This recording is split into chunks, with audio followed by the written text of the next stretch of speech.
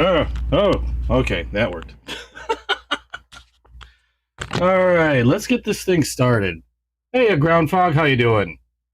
Yeah, I still haven't figured out an actual starting thing, but it'll get there eventually. Let's make sure I've got everything set the way it's supposed to be, because I was running late today. And let's turn that off. There we go. All right, so unfortunately, USPS is being USPS again.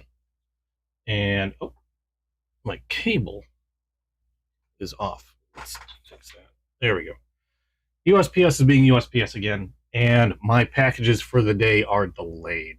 But I do have a bunch of stuff I wanted to show for this last week that I've got new. And then we were going to do some other stuff. I've got like a knife to sharpen that I wanted to take care of, and a few other things. Actually, let me go grab that.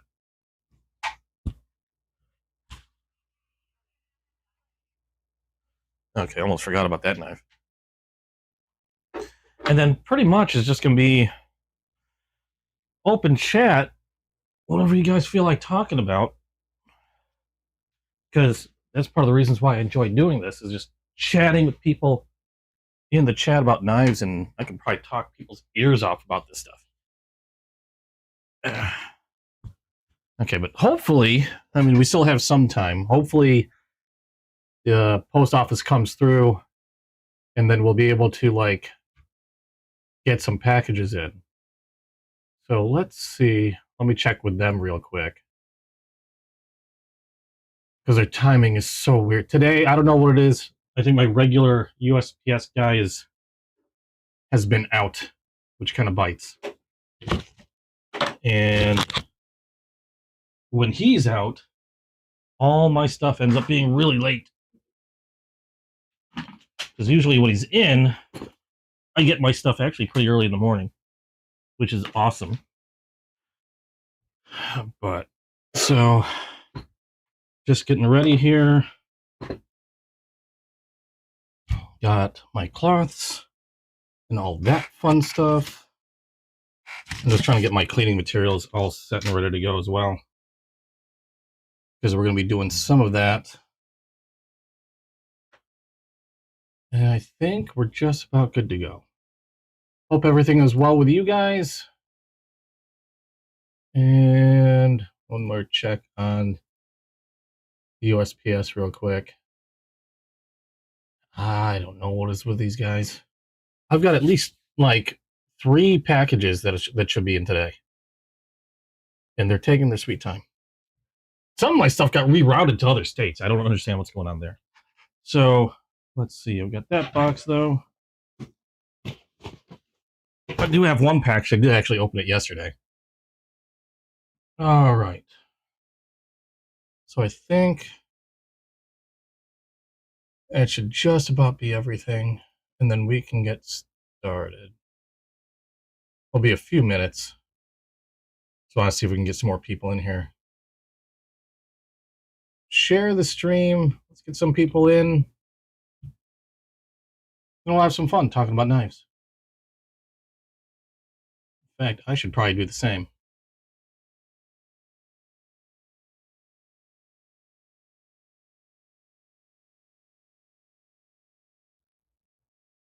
I don't think I've done that yet. There we go.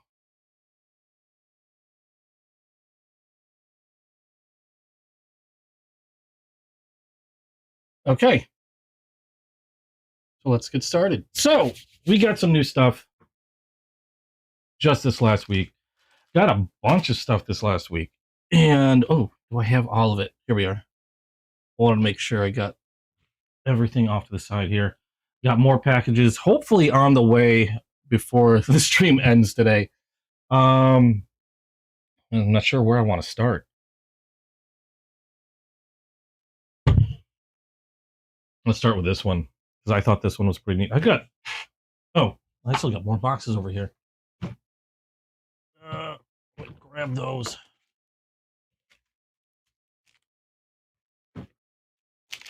Almost forgot about these. That's not new. All right, so one of the new things I've got today is we got a new Titan that came in. Now, if you're familiar with my channel at all, you know I've got quite a lot of Titan Damascus. They do a really good job with the finishing, Titan International. And I've been really impressed with a lot of their bone handled knives. And this one's no exception. Neat little raindrop pattern on this one. Not a whole lot to say on this because I do have quite a few. I know I've shown quite a lot of these. You got bone. I don't know what kind of wood this is, and it appears some copper there. But they've all been pretty damn good, and for not a lot of money. Now, I know that their Damascus tends to go, it's like a traditional Damascus, so it's stainless steel and a high carbon. I'm pretty sure then acid wash to bring out the differences in the steels on the blade. But it is a true Damascus. And like I said, I've got quite a few of these. Really impressive. I got quite a few of their also carbon steel knives with, they do a really amazing mirror finish on them. But again, been super impressed with their stuff. But that's a new one that came in actually just a couple days ago. And the cool thing is a lot of their EDC sized knives, like something like this or even smaller, tend to start during their auctions. Now on their website, I think they're a little bit more. But if you attend their auctions on Whatnot, they start like around 25 bucks. Again, it depends on the knife and the material on the handle. But you can get a pretty good price for a small EDC knife if you're looking for something fixed blade, Damascus, or even, just to give an example of one of their carbon steel but non-Damascus knives. This one's a favorite of mine. This one's a small one. But if you look at the finish of this one, really nice mirror finish on these blades. Now I know I cleaned the lens of my phone, so I don't know if it's because the light's too bright. But really awesome finish on this one. This is one of my favorite ones. I've got a few more of their highly polished carbon steels, but those are also favorites of mine. I love how they do the finishing on that, and the edge finishing on these tend to be really good. I've had a couple where I've had to like fine tune them, but otherwise, in comparison to a lot of other Damascus stuff that I've seen flying around, their stuff is pretty good. Their stuff is pretty top notch. So let me put that off to the side. And from Melissa Backwoods, I finally got something neat from her. I haven't bought any of her knives that she's done or put up for auction because she tends to have a lot of really expensive high-end knives. But I feel like I needed to get something from Melissa Backwoods. She's a favorite YouTuber of mine to watch. There's a lot of good knife stuff. She's also been on Naked Afraid doing survival stuff. Really awesome person. I had to get something from her, so I grabbed a patch. I thought that was pretty neat. And let's see. This one I have yet to do a video on. And I was quite surprised by this. This one I got as a giveaway. And I'm not even exactly sure which giveaway. Actually, I think this was from Blade Runner. Another Whatnot seller. These are some of the bigger Whatnot knife sellers. Or these are from some of the bigger Whatnot knife sellers that I frequent. Let's see here. And then this was a giveaway, I believe. It's either, well, that's actually either Going Gear or Blade Runners. I'm pretty sure this is from Blade Runners. I don't have the boxes. These were open yet. I have video recorded on these, but I haven't finished editing the video, which is why they're already out of the packet, or I already have packages open. But this is from Critical Strike. Now, this one's a new one. I've never heard of Critical Strike before. I don't know if they were like an OEM. Here's their card that's in there, and the warranty information. But Critical Strike, criticalstrike.com. I've never heard of these guys before. I don't know if they're like an OEM and then did knives for other companies or what. Even when I've gone to their website, there's not a ton of info that I've been able to find. But I took a look at this one, and again, this was a giveaway. This one's called the Zulu, and it appears we have a G10 scales. The blade material is VG10. We've got the Critical Strike logo on one side, entirely black washed. And then we have there we go. We have the name of the knife, and then VG10. So again, I'm assuming this is VG10 steel. I'm guessing these are G10 scales. They feel and look like G10.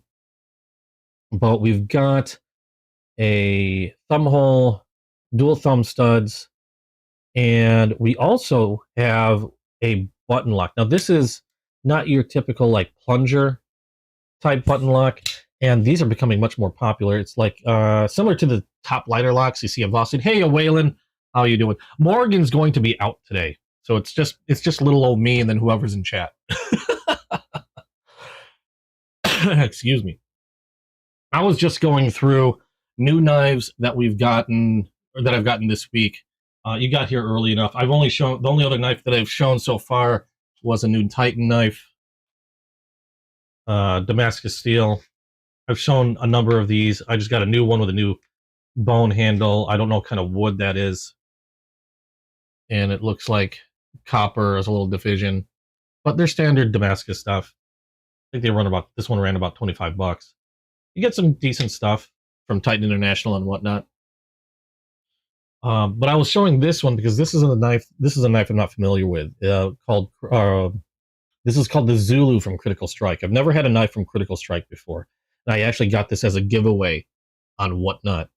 I was just saying VG10 steel appears to be G10 scales, entirely blacked out, dual thumb studs, thumb hole, and it's a button lock, and it's not their plunger button lock. It's like the top liner locks are getting more and more popular, or a button liner lock, where the button, instead of a plunger, it pushes down on a liner. I don't know if you can see this in the camera. Hey, Jim, how you doing? Welcome to the stream. Oh, will this focus? There you go. So the button actuates that liner. And these are becoming more and more popular. I really like this type of button lock. And it's really smooth. Again, this is the first time I've ever heard of Critical Strike. I don't know how long they've been out there. I don't know if they did knives for other companies or whatever. But if this is the first showing of the offerings from Critical Strike for me, I'm actually pretty impressed. I'm not that familiar with, like I said, I've never heard the name. I do like how smooth this is. I do like this type of button lock. And another thing that I thought was really interesting. Now, the button, well, you got a large, generous finger choil here, but the button is in a somewhat weird spot compared to a lot of other button locks that I have. And I can see where my finger might hit the button by accident, but in different holds, it doesn't seem to be that bad. I can see it if I'm gripping it this way. Yeah, my finger gets right on there. But they have a lock on this one, which I don't see too often. So if I flip this switch up, that locks the button or the liner, and then you can no longer close the blade. And it's a pretty solid lockup too. No movement on that one.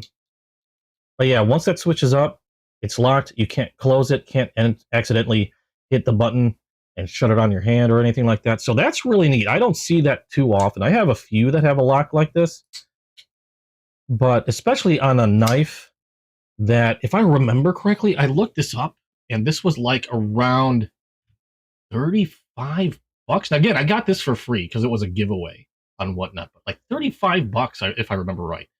I don't remember seeing anything like that for 35 bucks. Hey, Ed. Welcome to the stream. Well, yeah, this was pretty neat. I'm pretty impressed. I had, again, first one from Critical Strike I've ever got, and it was a giveaway. I'm pretty sure it was from Blade Runner on Whatnot. I unpackaged a lot of stuff earlier because I was recording videos on them. I am supposed to be getting some more packages today, except, of course, USPS is running super, super late. So hopefully during the course of the stream, they'll come in. I'll have to go down and grab them. But I know I have at least 3 boxes coming. Really smooth. I like that. Rear flipper, forgot about that. I'm impressed. 35 bucks. I'm going to have to take a closer look at this company. And it came with a cleaning cloth and a warranty card. And I think that was it in the box. I always put everything back in the box because I have a spreadsheet that has my collection. After I've entered it in the spreadsheet, so I know what's there, what I have in my collection, and I've done a video about it. It sits back in the box. So I did the video on this. I gotta edit it still, but I still have to edit it or still have to add it to my spreadsheet. Where did I put the box of this? There we are. Yeah, as you can see, it was a giveaway, so I did not pay for that one. But nice knife. So how are you guys doing? How's the start of your weekend? We can grab some coffee real quick. I just like doing these lives. I find it fun to chat with you guys. And I can also talk ears off when it comes to knives. So I just like talking about them. Right now, I'm showing off what I've accumulated during the week. And I might have gone a little overboard. Not going to lie. The subsequent weeks might be a little less. What else did I get? Oh, got a new Best Techman. This one I know I got from Chasing Blades on Whatnot. Chasing Blades is probably one of my favorite sellers on Whatnot, and I do a lot of business with him. Oh, I remember this one. Okay, cool. Sometimes I forget what I've accumulated. That's how bad it gets. This is from Best Techman. This is the Ronin. And if I remember correctly, this ran around 90 for me. I can't remember what the retail cost. I think it's like 100. I got this on auction. We've got rosewood scales. I have a thing for rosewood. Bored, just sitting here doing nothing. Ooh, eating steak. This weekend is going good so far. I went out with some buddies yesterday. Had all you can eat sushi for lunch. I'm still stuffed. That was yesterday. I traded a sharpening stone and some stuff. So I even got it for free, which was awesome. This is the Best Techman Ronin. Again, rosewood scales. I have a very soft spot for wood, especially on like modern knives. And this one is awesome. Nice and smooth, but surprisingly grippy on this. The wood looks excellent, and it does have a Damascus steel blade, dual thumb studs, drop point, and I don't believe it's non-reversible pocket clip. Pretty wide pocket clip, and it's a crossbar lock. Super smooth. I've been super impressed with a lot of Best Tech and Best Techman lately. And I saw this. I saw the wood scales, saw the Damascus, had to have it. I wish I knew a little bit more about their Damascus. It almost looks like a Sanmai. You know, they have a core steel, and they jacketed it with Damascus steel. I'm just guessing because I know it's acid etched to bring out the differences and to bring out those layers. But a really interesting look on this one. Pretty wild looking Damascus pattern. Super smooth action. I don't know what they're doing over at Best Second. Before it was the cicada wings that were just really, I mean, super great budget knives. Oh, I forgot how big that one was. Got me good. I knew that was going to happen on screen sooner or later. That got me on the return. This is why I have a whole bunch of, like, what do you call that? First aid stuff. Like right next to my desk. That got me good, though. Right on the knuckle. Hold on. I got bit. Wasn't paying attention to where my hand was when I was flicking that thing out.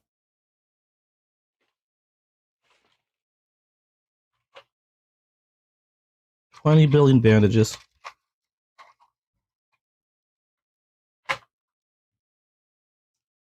And this is why I'm prepared. This is, what do you call that? Well, what's that called? Occupational hazard. I felt that hit my finger.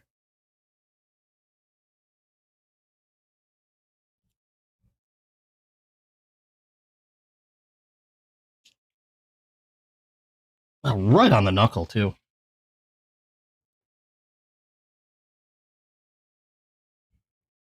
Yeah, that sucker hit me right on the return.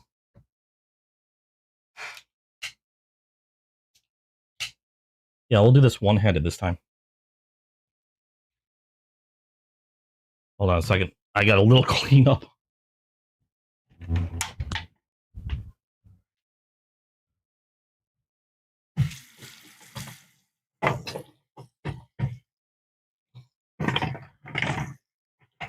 Really?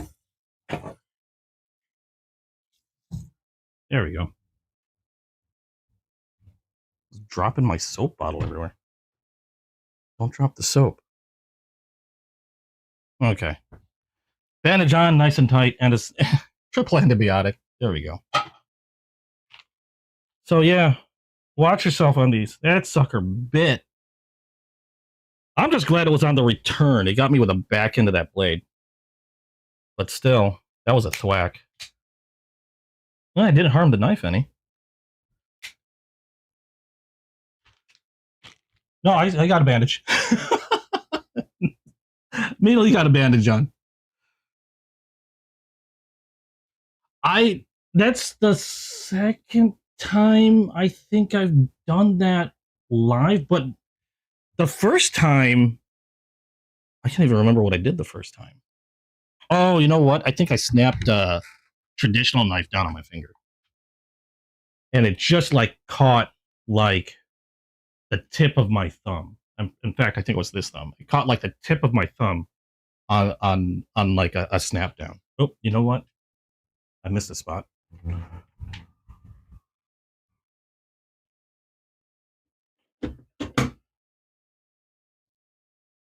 There we go.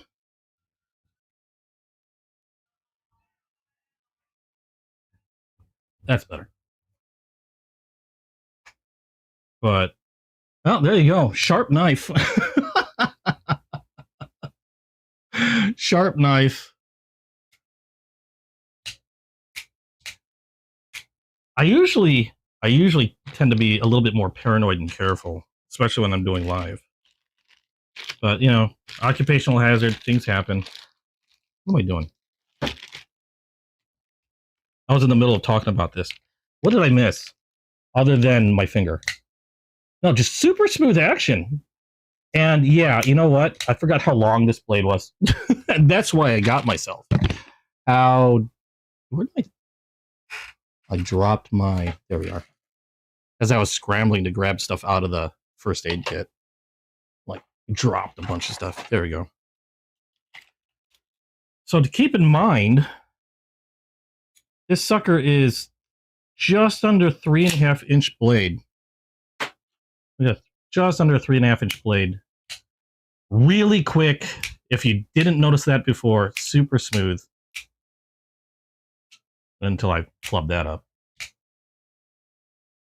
Like I was saying, really impressed with the Best Techman knives. Best Tech and Best Techman. And the funny thing is, Best Techman is like their budget end. It's like their budget tier, I guess you'd say. You got Best Tech, which tends to have all their high-end stuff. Best Techmen, which is their budget. Oh, it came with parts. So we've got extra springs, extra screws, which I always think is super freaking awesome. Is this Band-Aid already falling off? And I love it when companies include extra parts like this. So I was really surprised by this knife. I mean, I knew what it looked like when I saw it on auction, but the auctions, the videos, never really do them enough justice. They never look. It's not until you get them in the hand and you see firsthand how they look. Now I just lost the bag. Yeah. Once you get them in hand, then you get to see up close just how beautiful a lot of these knives are. I hope my camera's doing this justice. Yeah, it is kind of awkward doing it under the camera. You know, I'm always trying to make sure I stay centered. So, like, that's why that's the big reason for the mat. The mat's not even here to protect the table or even to look neat. The whole reason for this mat is to know where my camera is. You know what I mean? So I know. So I'm not over here for like half an hour, which I still end up doing by accident a lot when I'm doing videos. I'll like spend like 5 minutes sitting there showing the knife, and I'm like way over here. I agree. I think all companies need to send extra hardware. Kaiser's always been really good about that, which is another reason why I like Kaiser so much. I wasn't aware that Best Techman did anything like that, although I haven't seen it in all their knives. This is the only knife I've seen Best Techman include extra hardware. But it's not like I have a whole lot of Best Techman. Admittedly, I have this. I have a few cicada wings. I think I might have one more Best Techman in my collection, and that's about it. I do have quite a few Best Techs in my collection that I'm really proud of. I really like those. Super smooth, super awesome knives. Super be aware of how big the knife blade is and where your hand is. Don't pull a squirrel. Or if you're going to pull a squirrel, make sure you have a bunch of first aid stuff nearby. It's funny how many times I've seen other YouTubers do cut themselves, though. But like I said, occupational hazard. I should have set up a box so I can put down everything that I showed. I just realized I haven't done that yet. So I know what's done and what hasn't been done. Here we go. I'll put that in that box. So I know that's been showed. I'll put that in that box. So that's been showed.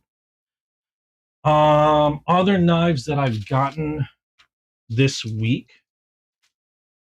This will be interesting. I got a few of these from Chasing Blades. I got a couple knives from Chasing Blades that I got for a few bucks.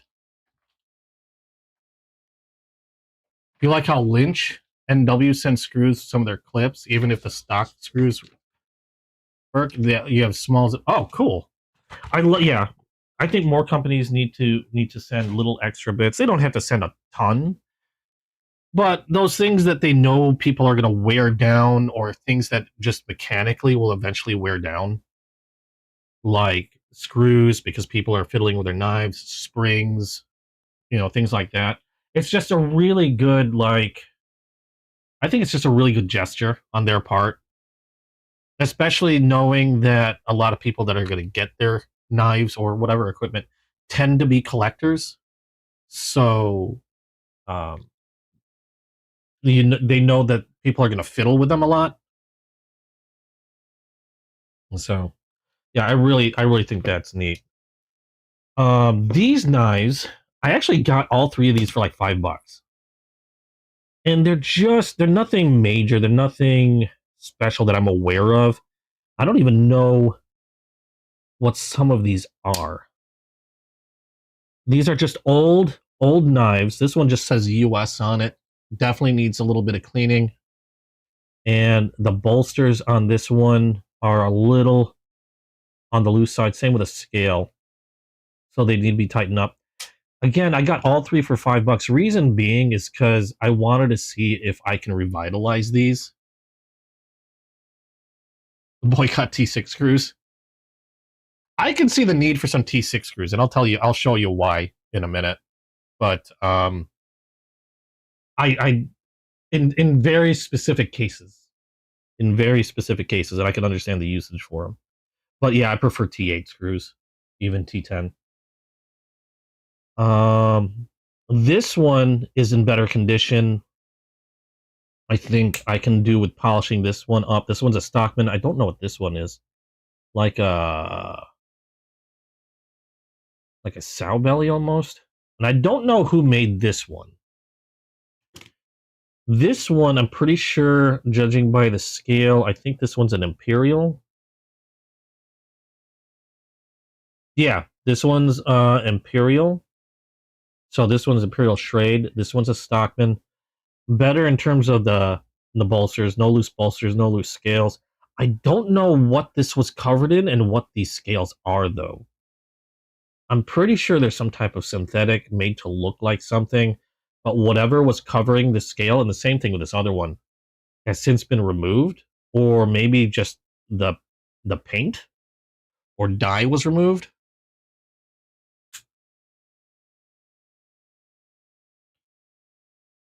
But the blades have a decent amount of snap. I want to try to revitalize these, and this is why I got these.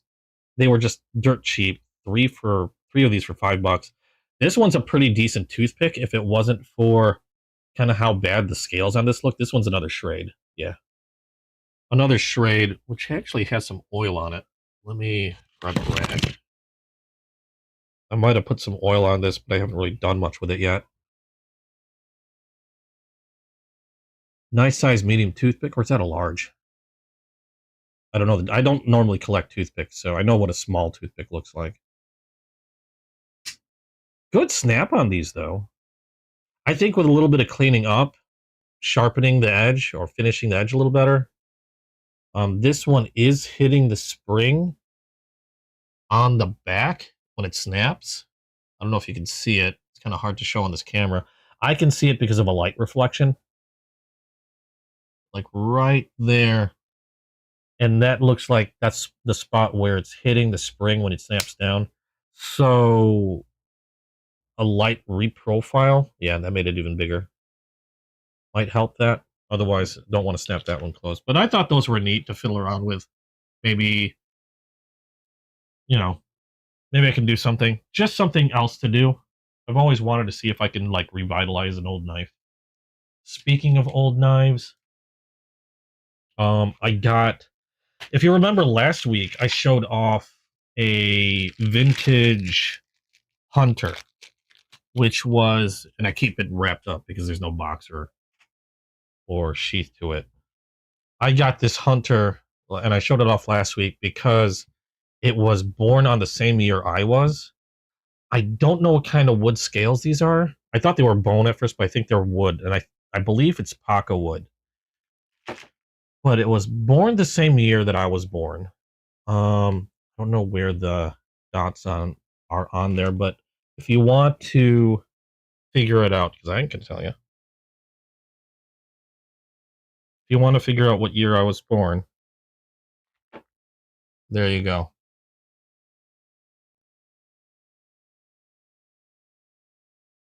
So if you know anything about case knives, you know how they do their numbers. Who is that?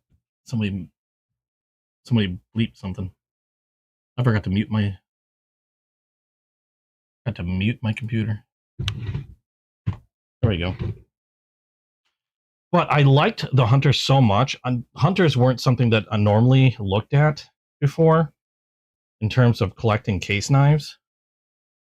But I liked this one so much, I had to get another. Now, this one did come with a sheath. Well, this is very similar, except this is a rosewood. Rosewood being probably one of my favorite woods. Rosewood, burlwood, like burl maple, and curly oak are like three woods I tend to go gaga over. And I saw this one, got a good deal on this one from Chasing Blades. You're going to see a lot of knives I've got from Chasing Blades. This one is a rosewood hunter. And we have your typical California clip and a straight back. The cool thing about the straight back, though, on this one is it has jimping, and this one I know is sharp. So I'm going to be careful with this boy. It has some jimping over in the back, which I don't see very often on knives like this. So that allows you to get up on there, get a good purchase with your finger for skinning, things like that. Now, I don't use the knives like I'd love to hunt, but I haven't been hunting. I've always wanted to, but schedule wise and everything, just never been able to. I was actually not a contest winner. I was a giveaway winner, and I was supposed to go on a hog hunt in Texas. And the sucky part about that was I won a hog hunt. I did have to put like a deposit down, and then the rest was going to be paid. So I put a deposit, I think it was like $100. And then COVID happened. So then I lost the opportunity to go, and I also lost my deposit, and it just sucked. But I wish I'd been able to go. It was for a hog hunt down in Texas. I've got people inviting me, but I just haven't had the time, and that really kind of bites. But it is what it is. But I got really infatuated with hunters. I picked this one up because I thought it was real awesome. I think I have another one on the way because I had my eye on a buffalo horn hunter. Can't remember if I have it. No, wait, no, I didn't buy it. We have to get it. I forgot. I think I skipped out on it. I'm gonna have to get that sooner or later. But I've really started liking hunters. Part of the reason is because I really like trappers, like traditional trappers, and hunters are kind of like just a giant version of a trapper, at least in my eyes. So I thought that was really neat. Came in a sheath. That was from Chasing Blades. You got a couple. You picked up a GEC, and though don't have any pure case queens, I'm wondering if I should make this one. Ah, well, Swiss style. I gotta take a look at those. Let me put this down. You have to share some pictures if you haven't already. I've got a Discord. I believe the Discord link is in the description.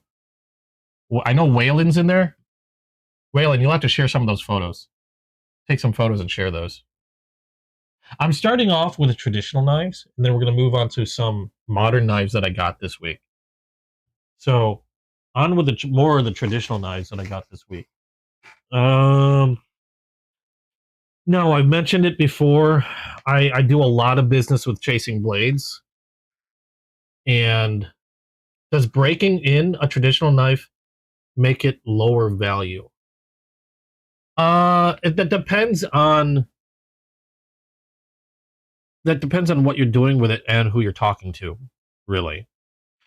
Because I've seen some old used knives go for a lot of money because they're no longer being made, they're rare, and you can't get them. Usually they're really old, but I've still seen them go for a decent amount of money to collectors. Obviously, if it's a newer knife, like something that's still currently out and you can buy new, if you use it, it's going to lower the value. But the way I see it is knives are meant to be used anyway. There are now, even though I say that, to be completely transparent, I do have knives that I collect that I never will use because they hold a certain special meaning to me. Like, for example, that one I just showed you that was born in the same year I was. I'm never going to use that. That's just going to be a centerpiece.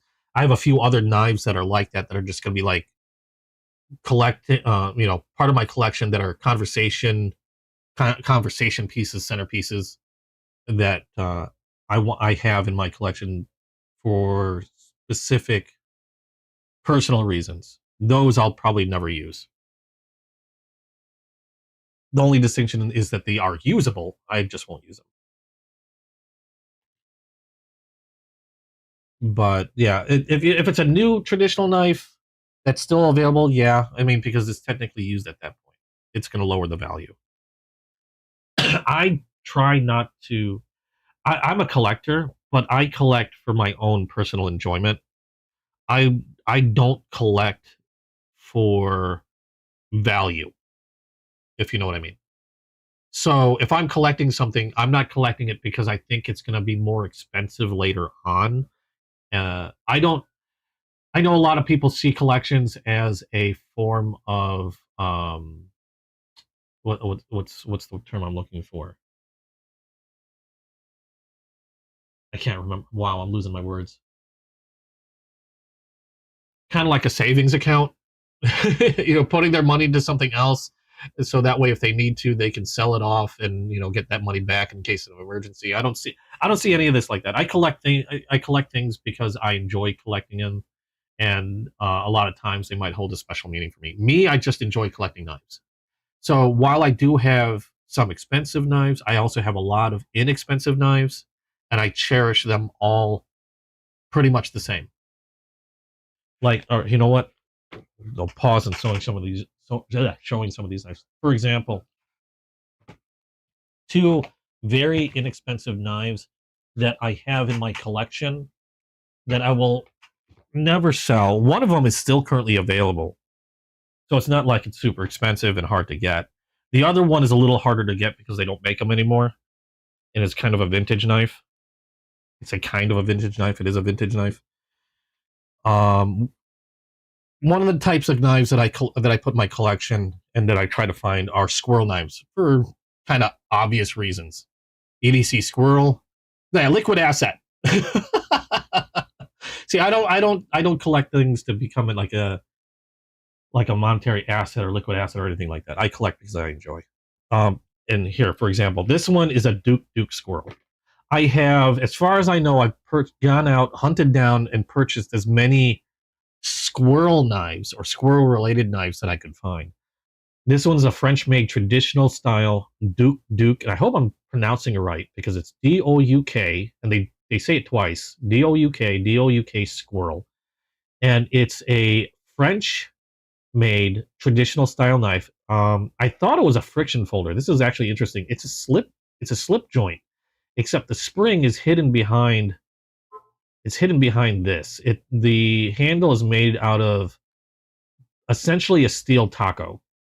Okay, but they hid the spring in there as opposed to your typical like American slip joint. The springs are visible on the back. Okay, you can see the springs there that make the knife's excuse me, spring open or spring closed, or a whole. I'm sorry, detent that create the detent. Now this one has a mid stop, and this one is still available for about, and it's not very expensive. I think $35 roughly, and you can see why I got it. There's a squirrel etched on the handle. And like I said, I have as far as I know, I've collected pretty much every squirrel related knife that I could find. That's one of those things. These hold special meaning to me. They're not very expensive, but I highly doubt I'll ever use it, and I highly doubt I'll ever sell it, especially since you can still buy one on your own. Pretty sure I got this one on Amazon. And then this is the one that I had to hunt down on eBay. Put that away. And this one's getting a little harder to find. And these also aren't very expensive. In fact, this version that I got was super cheap because it came to me in a condition that was absolutely horrible. I thought I did this on live where I was trying to fix it, and I managed to. It's when I first got this, they said it was very hard to open. It was dirty. It had no edge to it, and so I got it for really cheap. It's a vintage Soviet USSR squirrel knife. You can see the squirrel, and it also comes, I believe, in brown. I got the black, but I got this for super cheap. I think it was like $20, although it was maybe another $10 in shipping. And to see if I can fix it, and I managed to. I mean, this blade was bent. Like I had to use pliers to open this thing up. That's how bad it was. I couldn't open it by hand. I'm pretty sure I ruined my nails that way. It was also severely bent, like the blade was bent in this direction pretty badly, which is probably why it had a hard time opening up. As you can see, I've managed to straighten it out a bit by doing a lot of slow bending. I put an edge on this thing, made it nice and razor sharp. It was sharpened by hand by whoever previously owned it, but I managed to straighten the edge on it, put a nice edge on this thing, razor sharp, really strong snap. This is a scary snap to a really sharp blade too. After I got that fixed, but another one of my collection that I'm never going to give up, regardless of how cheap this thing is. Basic slip joint, again, vintage Soviet USSR squirrel knife is like the only, like I don't see an actual name for it. That's all I have ever seen it called. So if there is a specific name for this knife, I have no idea what it is. I keep meaning to dig more, but I've been busy, and it even came with a leather sheath that I believe was made for it. So I thought that was pretty neat. But things like that. That's why I collect. I collect for that reason. So money wise, the worth of a knife for me is entirely in how I perceive its value and how much I like it. Not to say that I haven't sold knives or anything like that, but if I sell a knife out of my collection, more often than not, if I'm lucky, I'm breaking even. More often than not, I'm losing money because I'm not a distributor or anything like that. I sell out of my collection. And I've only done that when I realized I need to make room, which I might have to do again soon. I might have to make some room. I still have a bunch of Rough Riders that, while I love, I might have to do a second culling of those Rough Riders. Because I realized that my collection is starting to leak out of my closet again. Well, I'm trying to see if I'm keeping an eye on United States Postal Service because, like I said, I'm expecting a few boxes, and they've been super late today. They are still not here. Okay. Anyway, we'll move on. Like I said, I'm a big fan of chasing blades on Whatnot. If you're familiar with Whatnot, it's an auction application. And there's a lot of people, a lot of big YouTubers as well that will hold auctions on there. Well, Melissa Backwoods, for example, Neves Knives. I've been to their auctions. And chasing blades, I've developed a really good relationship with. They're just really nice, super friendly, very honest, very transparent sellers, which is kind of hard to find. And like, for example, if they have a knife that is, say the knife is no longer being made, and because it's no longer being made, it's rare. A lot of sellers will ramp up the price. Like it'll go from $100 to $150 to $200 simply because it's harder to get. Chasing Blades will continue to sell it at its retail cost if they have them. And they're always honest about their prices. Obviously, there's only so far they can go, especially with case knives, because case knives have a map, like a minimum pricing. But they will always give you the best price. And if they can work with the price in any way, they'll work on the price in any, the best they can. Which is why I've accumulated so many case knives. This is from Chasing Blades for this week alone. And you've already seen that Hunter. That was also from Chasing Blades. And I've still got others.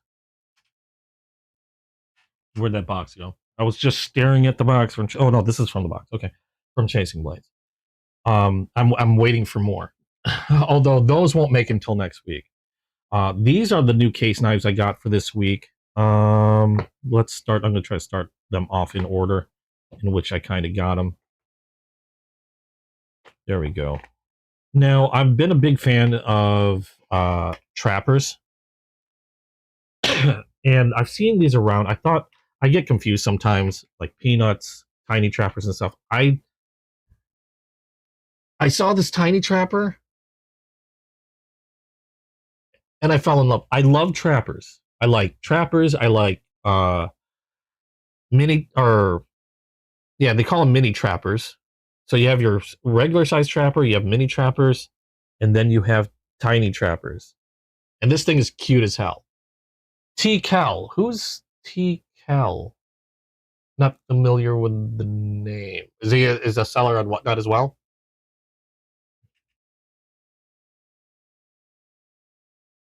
Because if he is, I'll have to check him out. I'm almost always on that app, because if I can hunt down a good deal, I'm going to nab myself a good deal. And Chasing Blades, oh, they make fixed blades. Oh, okay, I'll have to check them out. This one is what do they call this? Case has some of the weirdest names. Pocket worn Mediterranean blue bone peach seed jig tiny trapper. Save that 5 times fast. Number 62154, stainless steel. So pocket worn Mediterranean blue bone peach seed jig tiny trapper. I got this one because it matches the Sodbuster Jr. my girlfriend got for me. And this is just so cute. And the cool thing about this is it fits perfectly in my, like, the 5th pocket of my jeans, the small watch pocket. It fits perfectly in there. It just hides in there.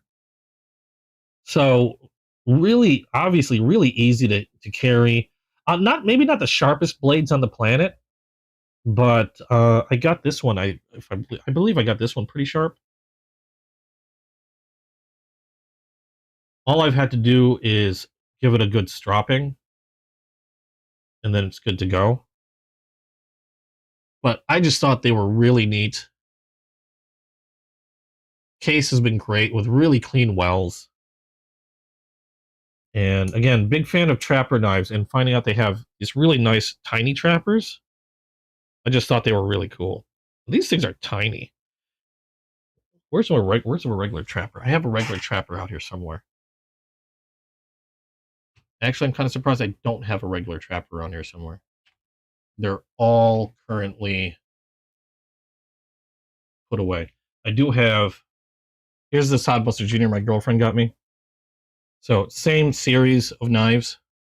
It gives you an idea of how small that thing is. Rose, how you doing?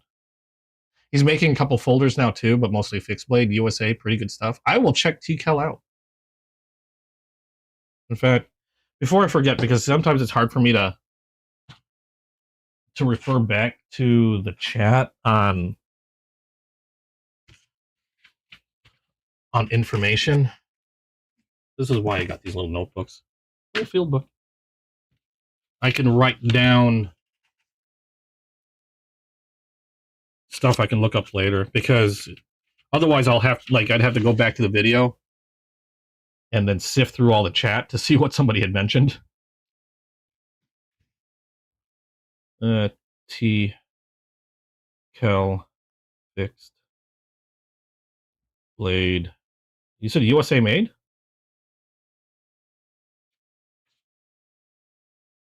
So I will check him out. And if you're wondering, Cobra Tech, I know I've shown this before. Auto. Love this pen. This one I use all the time. I've carried with me on occasion. But this gives you an idea of how big that tiny trapper is in comparison to the Sodbuster Jr. And this is the one that I carry with me all the time. But these tinies are really, really cool. I got smitten with them so badly, I got another one. So that was the Mediterranean Blue Bone, the Peach Seed Jig, blah, blah, blah, blah, blah. I got another one. Again, these are all from Chasing Blades. This one, oh, you missed it, Rose. I managed to cut my finger live. That hurt. This one's another tiny. This one was really neat. This is a genuine stag tiny trapper. Oh, the shortest name ever. Genuine stag tiny trapper. I think the number on this one is 52154. W as in whiskey, stainless steel. So we have genuine stag scales, and these things are thick. The scales on this one, actually, I should pull the other trapper out again to give you an idea and difference. Here's the scales on the Peach Seed Blue Bone. This is the natural the natural stag. Look how thick that is. Nice thick stag bone on this. And absolutely gorgeous looking.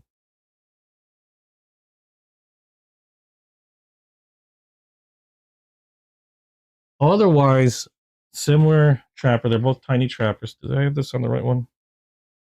There we go. Let me make sure this is in the right box.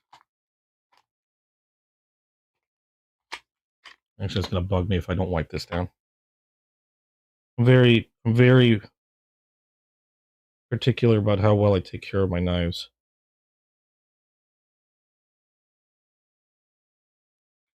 So you'll see me incessantly and habitually wipe knives down repeatedly. This one, though, there's a difference with this one. It's because it has a Wardenclyffe as opposed to a spay blade. So this is a Wardenclyffe variant, which I really like. Which is this second blade here. Ooh, careful, that one's sharp. But I love how thick the scales on this one are. Good snap on that. Nice thick scales. Just a beautiful, beautiful knife. Yeah, all USA. Yeah, I'm definitely going to check them out. As a clip the spay blade.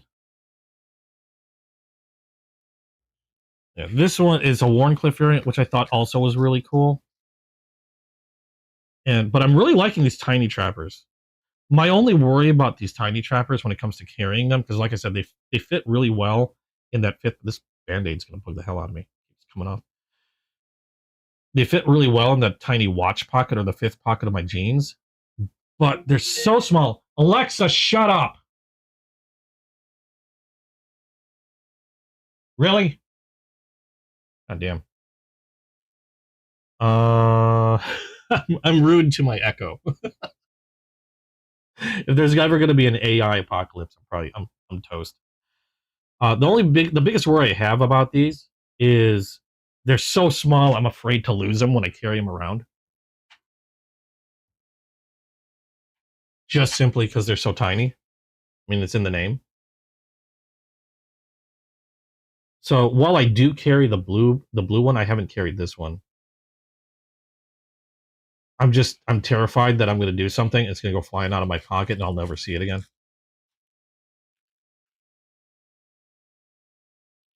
And there are a lot of knives in my collection that I do carry. I mean, they're knives. I like to carry knives. So I have like knives that I'll throw into a regular rotation. And then like every week I'll change that rotation. I've got enough knives, like so many. Let me see here real quick. I want to see if I don't have any Great Eastern Cutlery excuse me, I don't have any GEC. I'll have to take a look and I'll have to take a look at those. I hear a lot about them, but I've never got any of them. I tend to get stuck on like a manufacturer for a while. Sometimes I'll branch out, or unless I just happen to acquire one from like a giveaway or something, like that Critical Strike, for example. I never looked at Critical Strike before, never even heard of them until I got one in a giveaway. The next one that I've got here, this one's cool. Like I said, trappers tend to be my favorite. I like natural trappers, but I've currently been looking at a lot of and collecting a lot of Coralon trappers because of the way the scales on these Coralons look. Now, I don't know the name of this one because they all have, even though they all look different, they generally have the same name on the box, which is Skeleton Pre-Hafted Trapper. But the Coralons are, I don't even think Case actually makes these in-house. I believe the scales are made by third party. I forgot the name. Who makes these?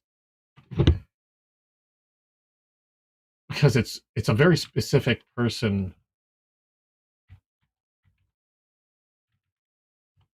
And while they make a lot of different colors and types, they generally only do a limited run.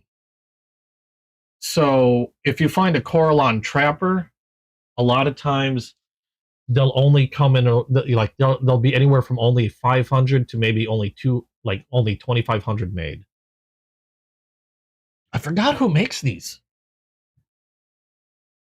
There was a very specific name. I had it stamped on one of the Coralon trappers that I have. Actually, that was made by Hen and Rooster, because this person makes the Coralon for Case, Hen and Rooster, Frost. But now I'm forgetting his name. Let me look it up. See if I can look it up.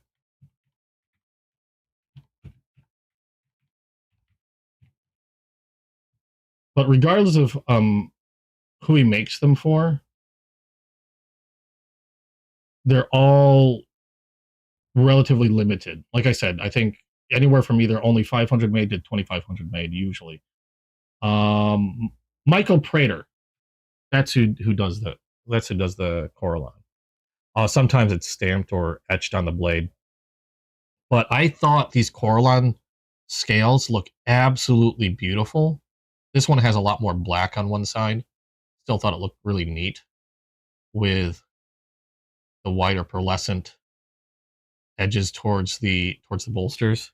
And then the back has a lot more blue. And no two Coralon, even within the same series, are going to look the same. The patterning is always going to be a little bit different. But I just thought these were really neat. I've got one more. I know I've shown a Coralon Case Trapper. I've got another one that I think is predominantly pink. And I've got a Hen and Rooster Coralon Trapper that I thought was really cool looking. And if I see some good Coralons, like I know they do have names, but I can't remember the name of this one. I'll have to try to look it up. But the different color patterns tend to have names. I know there's a Fire in Box, which has a lot of red in it that I really liked. There's another one that was called Men in Black. And another one that was like 24 karat that has like a lot of gold swirls in it. But again, they tend to be limited. So if they get sold out, I mean, you'll be lucky if you can find one on eBay or on Whatnot if somebody's selling it on Whatnot. This one I got from RL Simp on Whatnot, who has probably one of the bigger collections that I've seen so far of Coralon trappers. They even have a collaboration. I think he did a collaboration with Baron's Son. Yeah, RL Simp did a collaboration with Baron's Son, to come out with their own Coralon trappers. I didn't nab one yet. Unfortunately, I missed this first run, but I might nab one of those when I can. But they're made by Baron's son, and he has probably one of the bigger collections that I've seen for these types of knives. But really cool looking knives if you can find them, and they come in so many different colors. It's pretty crazy. But they tend to disappear kind of quick.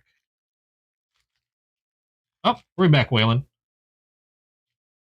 You got the GEC for nostalgic reasons. Used to camp near hideouts Tianesta when you Pennsylvania. Oh, okay. Yeah, I'm gonna take a look at some of those GEC. I've heard of them a lot. I've just been kind of fixated on case knives. I used to be fixated on Rough Riders because Rough Riders are extremely cheap and easy to collect because they're so cheap. And lately, I've been fixated on case knives, so I've been collecting a lot of case knives recently. That, and it doesn't help that people like RL Simp has some really good collections, or like Chasing Blades, where I can get case knives at a really good price. It doesn't help.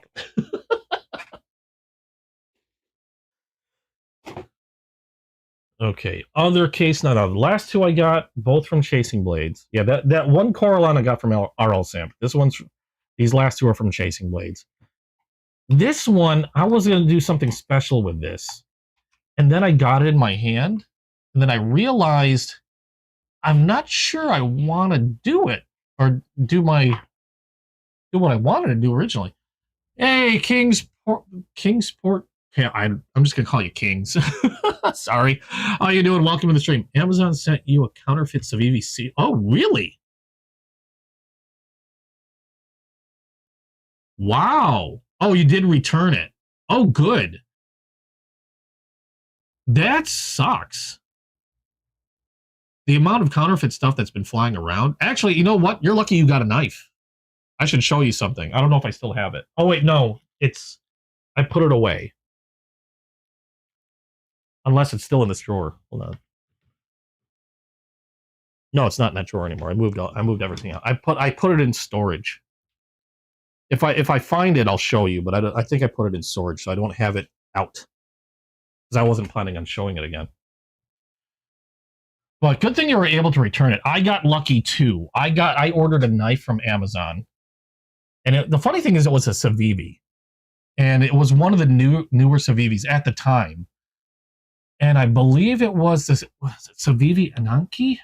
Hold on, Civivi Anaki, Anaaki.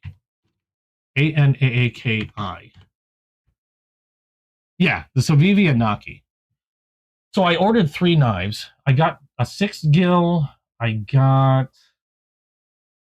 forgot what the other one. I got 6 gil. I can't remember what the other one was. And then the Anaki. I was opening them up to do a video, and I opened up the Anaki, and in the Civivi pouch wasn't a knife. Somebody had replaced the knife in there with a block of wood with 2 bolts wrapped in packing tape. So that way the box had weight.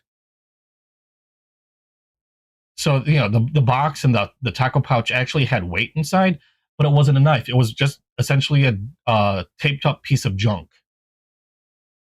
Thankfully, I was able to get that returned. I got the actual Anaki sent to me, or, you know, I got it replaced with an actual Anaki.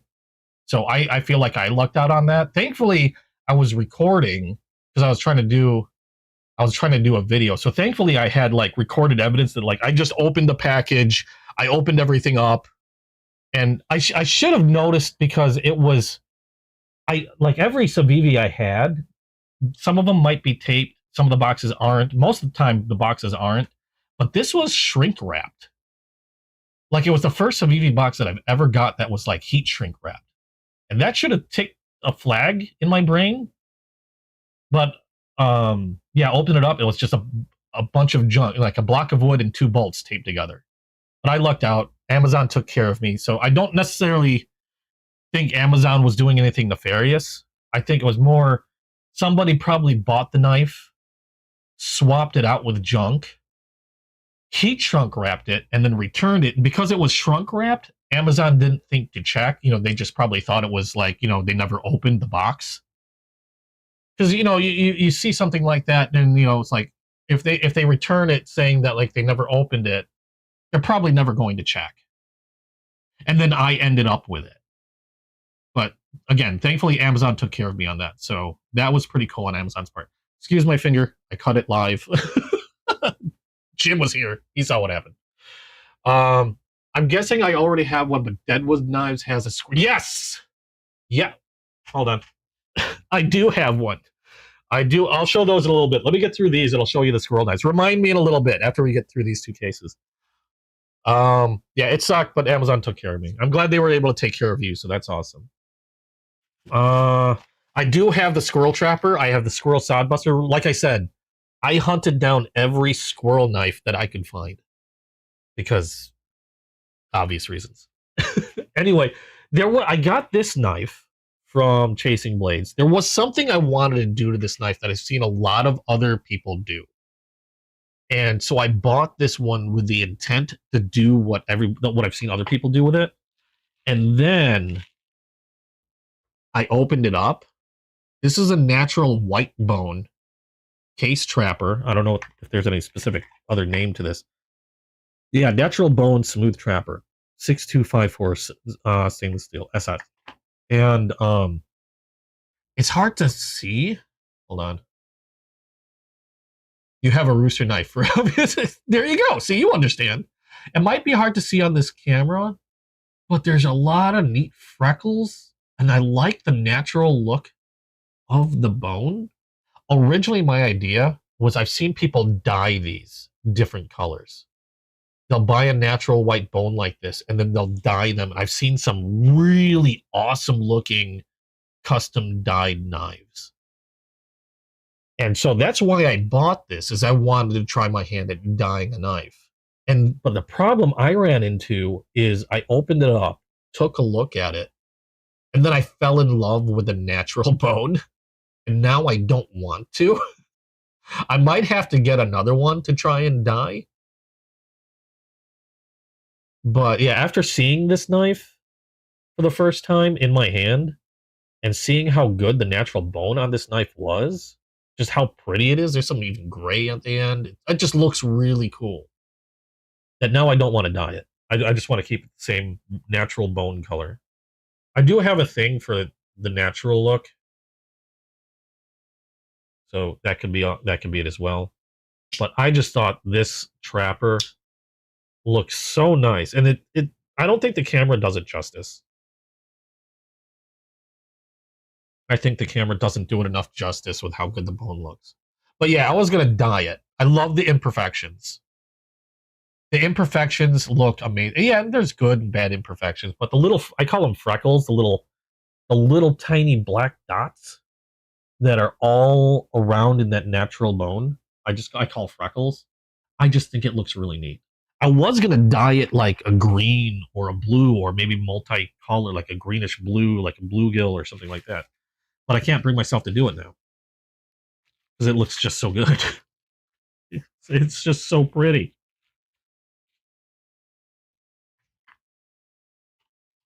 But yeah, originally that's what I was going to do. I actually I am going to try my hand at burning a knife. I don't have it yet. It won't come in until next week. I have a few green apple knives, which happen to be some of my favorite case knives. They're called green apples. They're kind of like greenish with a little yellow on the edges. But I've seen somebody burn them. And what they do is they burn the edges to a nice brown color. And they call them caramel apples. And I have a few green apples. I just ordered another one. I don't normally order more than one knife of the same type, unless I just really, really, really like it. But I got another one because I want to try my hand at burning it and turn it into a caramel apple.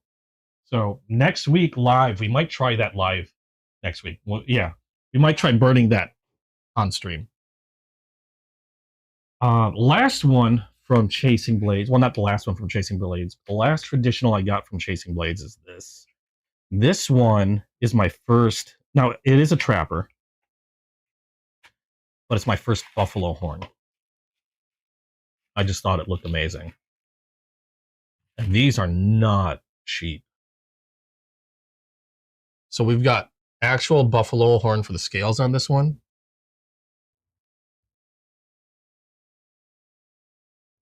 You have to set the notification. Yes, set the notification. I'll make sure to put it up. But yeah, I think I'm going to try burning that live next week to see how it goes. I have a blowtorch that I use for, like, you know, certain crafts. Like I was doing I was making paracord things and stuff like that, and also for cooking. And I've seen people burn bone knives to get certain looks, and I really, really want to give it a shot with a green apple. I want to make a caramel green apple really bad because I think they look amazing. This one is a buffalo horn, which I thought looked. First of all, I thought it looked great on camera, but they're never conveyed well enough, I think, on camera. You really have to get one of these in your hand. Why will this not focus? There we go. Really have to get these in hand. But beautiful buffalo horn scales on this one. I'm being really careful. I've already cut myself once on cam. I don't need to do it again. Razor sharp on this one. And nice thick buffalo horn. Maybe not as thick as some of the other ones that I've had in the past, but pretty thick. A lot thicker than your usual case knife. This one's got a little bit of hit to it. Let's see there. And again, I love the natural imperfections in bone, which is why I love, like, bone, or in this case, this is buffalo horn. That stag look amazing. That thing was fat. Nice clean wells. I know there's a lot of people that complain sometimes about case knives. I still think they're great. Then again, I think I lucked out a lot. I know some people are very, very, like, what's the word I'm looking for? They're very particular about their case knives. They don't like to see scratches or anything like that. As long as it's not, like, super bad, they never really bothered me. This one's actually perfect. There's no scratches on the blade. In fact, I don't think this one actually has been finished. I've got one thing I noticed about case knives when I open the box for the first time is a lot of times I'll open up the knife and I'll feel a bit of a burl on the edge, like they didn't finish the edge. And then someone told me that the reason why they leave this really small burl on the edge of the blade is because it's kind of proof that nobody sharpened it before. Because it's really easy to remove, and every time I've removed the burl, it just needs a quick strop. Is usually all I have to do. But every time, once I've removed that burr, let's say burl or burr. Once I've removed that burr, these things get razor sharp once that burr falls off. So I don't know if they're doing that on purpose. Some people say they do it on purpose. I don't know. Personally, I just would like to see them finish the knife, but I guess I can understand why they might do that. Like, if they're really saying that it's just proof that it's never been sharpened before, never been used. But there's a lot of my case knives that I do use. And some, obviously, that I don't. But like you were saying earlier about those squirrel knives. Hold on a second. I don't have my squirrel. I showed you those two. The Duke Squirrel, the French-made one. The Russian USSR one. Let me move some cases here real quick.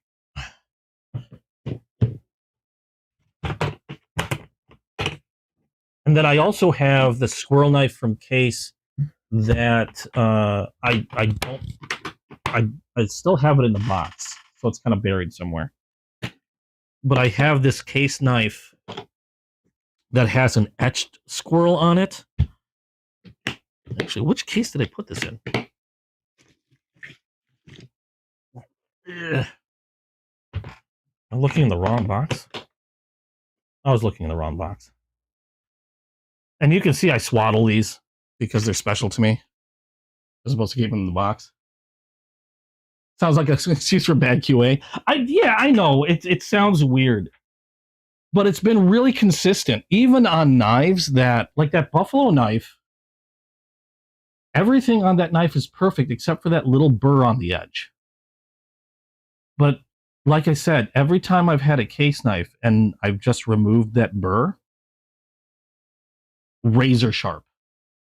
Practically every case knife I've just removed the burr on, and again, it's really easy to do. They've been super sharp, like scary sharp. So yeah, I don't know. I don't know. I still like case knives. Obviously, I still like case knives. I think they're absolutely gorgeous. So I'm going to continue getting them. Like here's the squirrel case sodbuster. Supposedly only 500 of these made. I know they're still available, so it's not like everybody's running out of their house to go grab one of these. Yeah, I believe it's about 500. Is it 500 or 1200 made? I can't remember now. But my squirrel sodbuster junior. And these aren't terribly expensive either because this is a synthetic. So it's not like yellow bone or anything like that. It's a synthetic etched with a squirrel, and they have different ones. I've seen deer, logging truck. I'd like to say a rooster, and I think the rooster sometimes comes in an orange synthetic. And I can't remember what else. But I know there's a few different types with different animals. Yeah, and the polishing job on a lot of the case knives tends to be freaking spectacular. Like that buffalo horn, the blades on those, so nice. But the reason why these aren't in the box is I actually have these in a separate case. I want to get a display case set up, and then I'm going to put these in the display case once I can get one set up. The problem with display cases is oh my god, they're expensive as hell. Like, I can't believe the cost of some of these display cases. To the point of where it's like, do I get a display case or do I get another really nice knife? or even not even just one really nice knife. Do I get a display case or do I buy a bunch of really cool knives? So I don't know. I want to get a display case, but it's been pretty crazy. The prices on those are pretty crazy. This is the Trapper version. So same thing.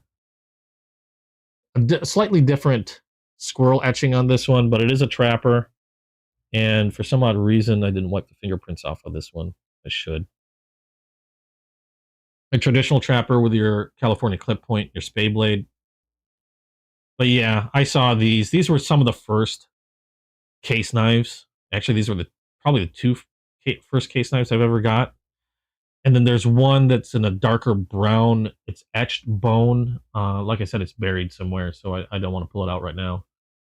But it's etched bone, Trapper, and it's part of their wildlife series. And it's another one where they did a few different animals. But it's got like an acorn badge or shield on it, and then you got a squirrel, and it's all etched, so it's not smooth. I thought it was really neat. That was one of the pricier ones. That one I know they've only made 500 of. In fact, I don't know. I think Deadwood still has a couple of those available. Deadwood knives, because that's where I got. I believe that's where I got these, was Deadwood knives. Same with the other squirrel.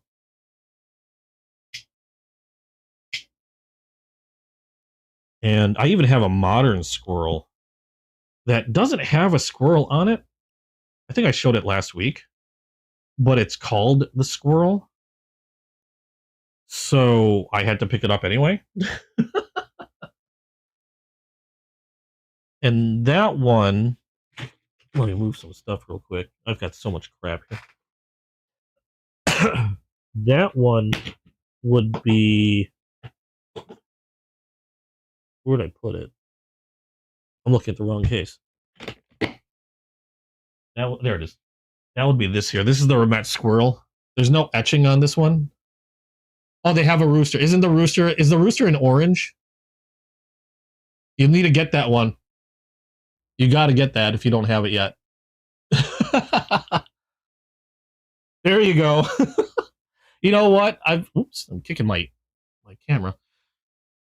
I've got the disease. I'm going to spread it.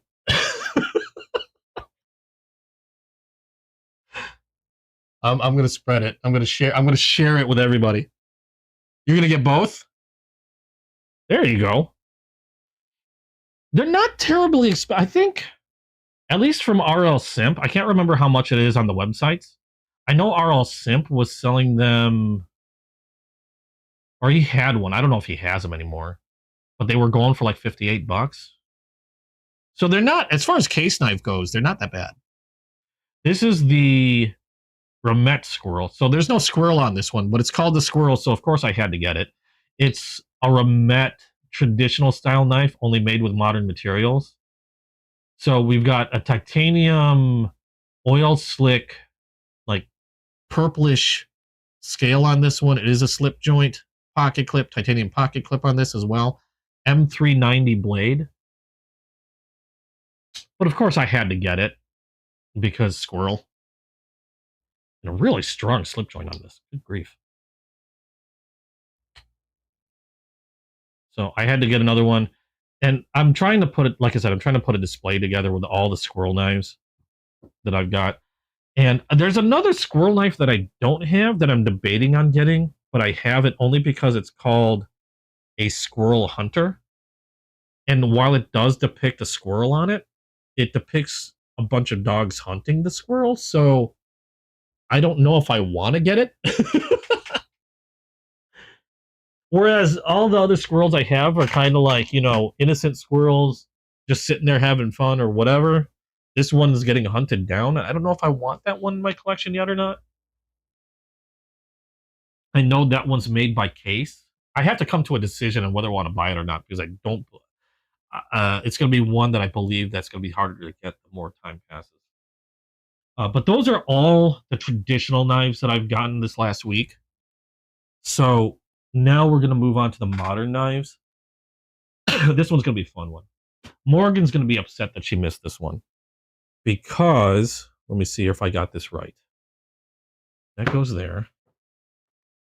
This goes here. This goes here. Sorry, Melissa. And then this will go here. There's a reason why all these boxes are here. We're going to open these all up. I've got to do a video for all these. So we've got that. Let me put this to the side. All from Concept. And if you've been in my live show last week, you probably know what's coming up. We got, oh, well, that one had some suction on it. There's this one. Now, if you're wondering what comes in the box, we've got like a small like catalog, a Concept microfiber cleaning cloth, some instructions, whatever. Then we got this one. Also in their normal Concept pouch. Two of them come in bags. I don't know why, but... Well, I know why one of them comes in a bag. But I don't know why this one came in a bag. And what we have here, I finally got all of them. Morgan's going to be so upset she's missing this. I know she's out. I don't know if she's at the Ren Fair or not. These are the Concept Corvids. And when I found out that they had a whole family of these things, I had to hunt these down. Now, this is the largest size. This is the Corvid XL. And I got a pretty good price on these. Otherwise, I probably wouldn't have been able to get all of them right now. This is the Corvid XL. I did show this, I believe, last week. We got the Corvid XL. We've got... Let go. All right, put that there. Did I open up the right one? Oh, I think I made a mistake. I think this was supposed to be going over there. There's this one. Thought something was weird. Something seemed off.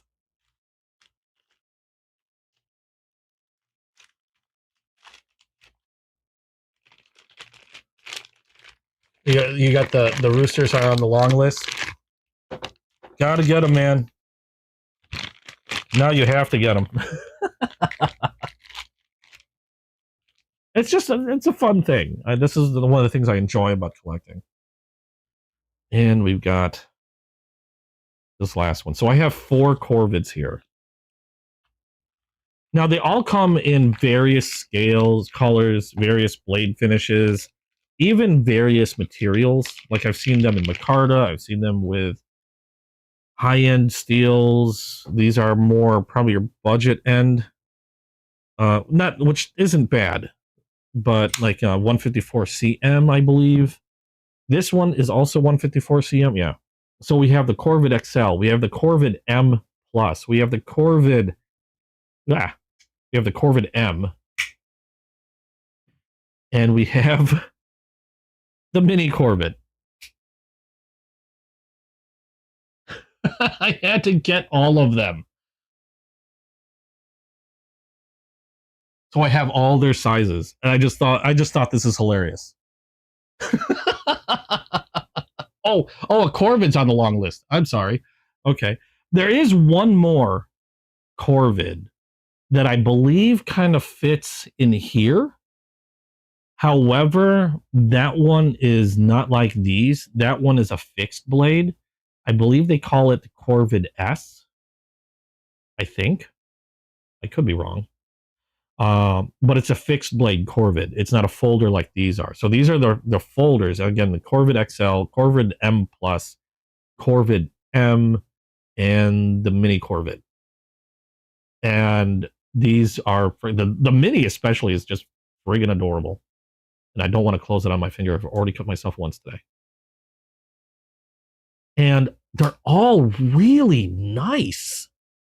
This is the first Corvid I ever got because I thought it was ridiculous. It was super huge. And then I was playing around with it. I was just thinking, it's super smooth. Really super razor sharp edge out of the box. Really great factory edge on it. And I'm like holding it. I'm, playing around with it. And it was just for kind of an odd knife. I mean, it's a cleaver. It was just really nice. And then, so I was doing a little digging and I found out they had so many different sizes that I had to take a look. And then I got the Corvid M Plus. And again, same smoothness, same factory edge, just really, really well done. Liner locks on all of them. Just really, really well done. That I decided I'm getting all of them. And then I got the mini, and I realized there was like a really weird size discrepancy, like I was missing something. And I found out that the M Plus there was also an M, which fit in there. And then that's it. That finishes the set. Again, they have many different types of color or material scales, as well as different finishes or even materials for the blades. I believe I've seen them, might have been either M390 or S35VN. They tend to be a lot more expensive, obviously, if you have a higher or premium steel blade. Otherwise, these are actually not terrible in price.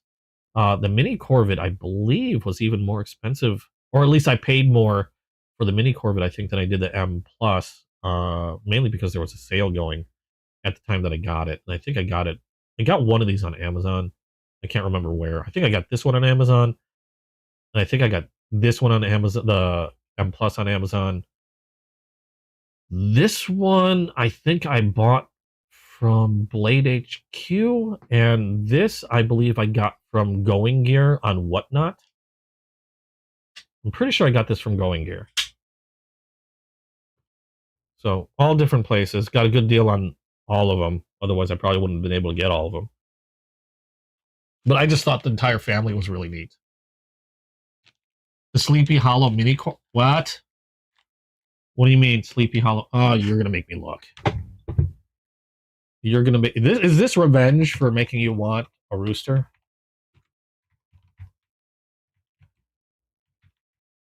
I don't need this. I've spent a lot of money already. Hold on.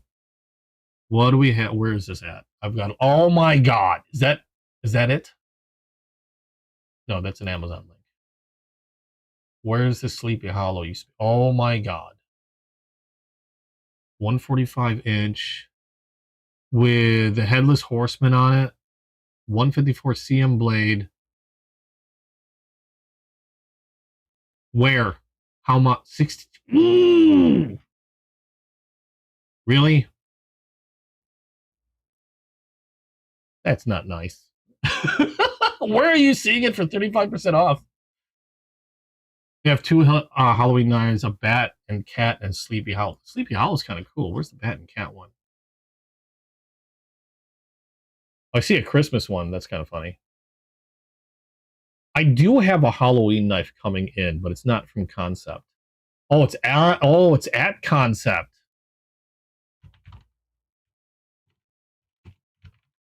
Well, you heard it here, folks. Go check out Concept Knives and leave one for me, please, because that'd be swell.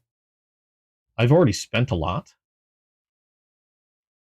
so I'm not sure. Oh, the Corvid's not. I'm sorry, the cat and bat are on sale. Are not on sale. Oh, I miss my cat. Oh, I see the Sleepy Hollow. Oh, whoa, whoa, whoa! Hey now, hey. There's only 5 left of that sucker. That's not cool. That's only 5 left. Rude. Hold on. We're gonna do something that I don't think I've ever done. Why can't I? Can I log in? Because that'd be swell. I know I have an account on here. Give me a minute. It's $40. It's $40. There's only 5 left. Really? Why? Payback. Well, no, I don't need 50 of them. I would like 50 of them. I don't need 50 of them. They don't even have 50 of them. Stop. Oh, come on. Why do this to me?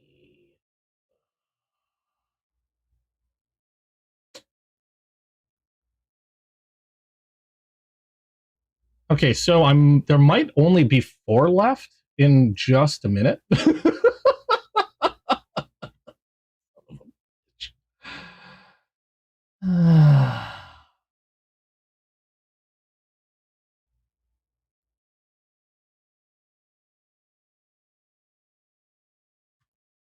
I should probably check my account before something stupid. Even though I'm definitely going to be doing something stupid.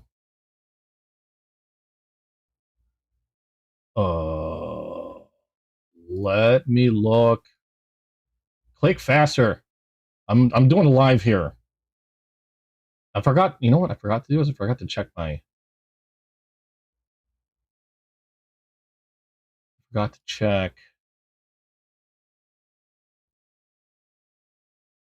Eh.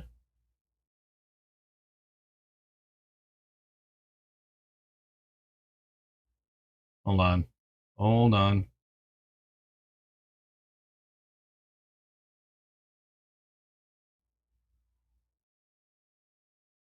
So yeah, there might be only 4 left now. Not helping me. Not helping.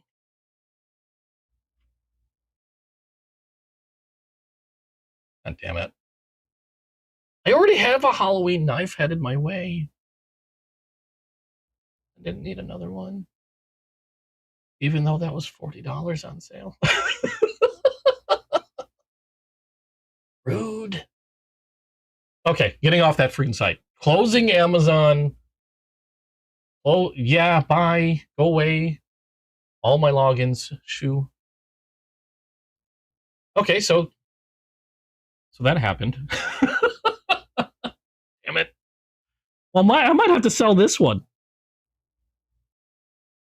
Sad part is I'm pretty sure I paid more for this one. But yeah, these are all the Corvids, all the sizes. Probably now we'll have 2 of these. And I just thought these were really neat and really excellent knives. Now, unfortunately, I live in a state where blade length is kind of restricted. I probably could carry this, but if I got stopped for any reason, that's going to look really funny. These two, well, not these two. These 3, I should be able to carry no problem.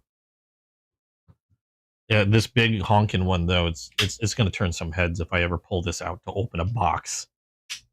If I was cutting a fish or preparing a steak, nobody'd probably bat an eyelid. If I was doing anything else like cutting open an envelope, they're probably going to be like, "Oh my god, serial killer," or something weird. But I just thought these were really neat. So I have the entire family plus twins. Well, I will have a twin coming because somebody can't keep their mouth shut. Because somebody had to mention a sale. So, yeah, that happened. This is for the small one. That's a really tiny. There we go. I'm just going to stuff you in the bag. There you go. So I have all the concept Corvids except for the fixed blade, which I'm still tempted to, but I don't really collect. I do collect fixed blades. That's a lie. I do have a lot of fixed blades, but they tend to be like Damascus or the more handmade knives and stuff like that. I don't get too many like production fixed knives. I have a few, but that's not where my heart is in terms of collecting knives. I like folders. Excuse me. My cough. Where's my coffee? Speaking of cough. Yeah, I see that halo. The halo's not a real halo. It's a donut that's holding up. You're holding that donut up above your head with a piece of wire. I can see the bite taken out of it. Anyway, I got a belt digging into me. Oh, I forgot to check. Did they ever deliver my boxes? I still have plenty of other knives I've got to show you guys. And oh my god, we're already almost at 2 hours in. Hold on a second. I mean, I'm going to stream for a while, so that's not too bad. I'm just time flies, especially when you're having fun. I have a blast doing this stuff. I love chatting knives. I can talk ears off. Let me check the USPS website real quick to see if they made the delivery or not. Because I've been trying to keep an eye on them. They've been super late today. They were super late yesterday. I didn't get my mail until like almost like 5 p.m. yesterday. And normally I get it like around 10 a.m. my time. Yep, still out for delivery. Sons of bitches. Good thing I still have a lot of knives. Let's see, what other knives do I have? These were empty boxes. These were the concepts. Those down there. We have a new one. Well, let's go on. Let's stick on the concept train for a little bit. Or no, let's do these.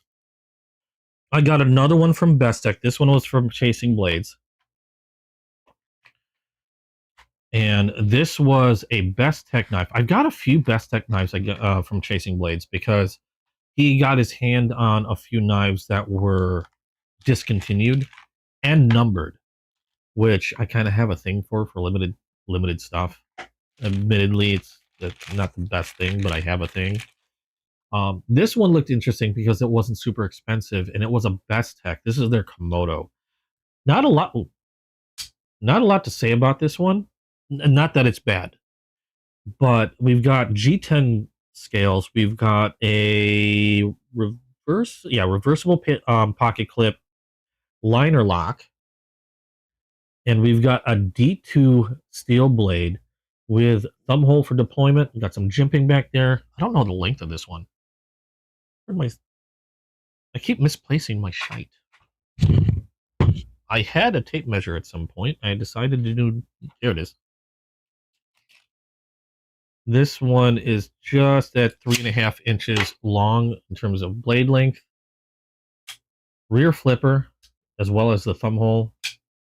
Just, I mean, I hate saying it's like relatively standard because there's a lot of knives, admittedly. Like when you collect knives, eventually you get to a point where there's a lot of knives that start to kind of look similar. Like if I had a nickel for every G10 scale D2 steel blade liner lock with a reversible pocket clip, I'd have a lot of nickels. But the thing with the best tech is so far every best tech that I've gotten, every best tech that I've gotten has been exceptional in terms of fluidity, how nice and fluid and quick the blade is. Always been a nice solid lockup.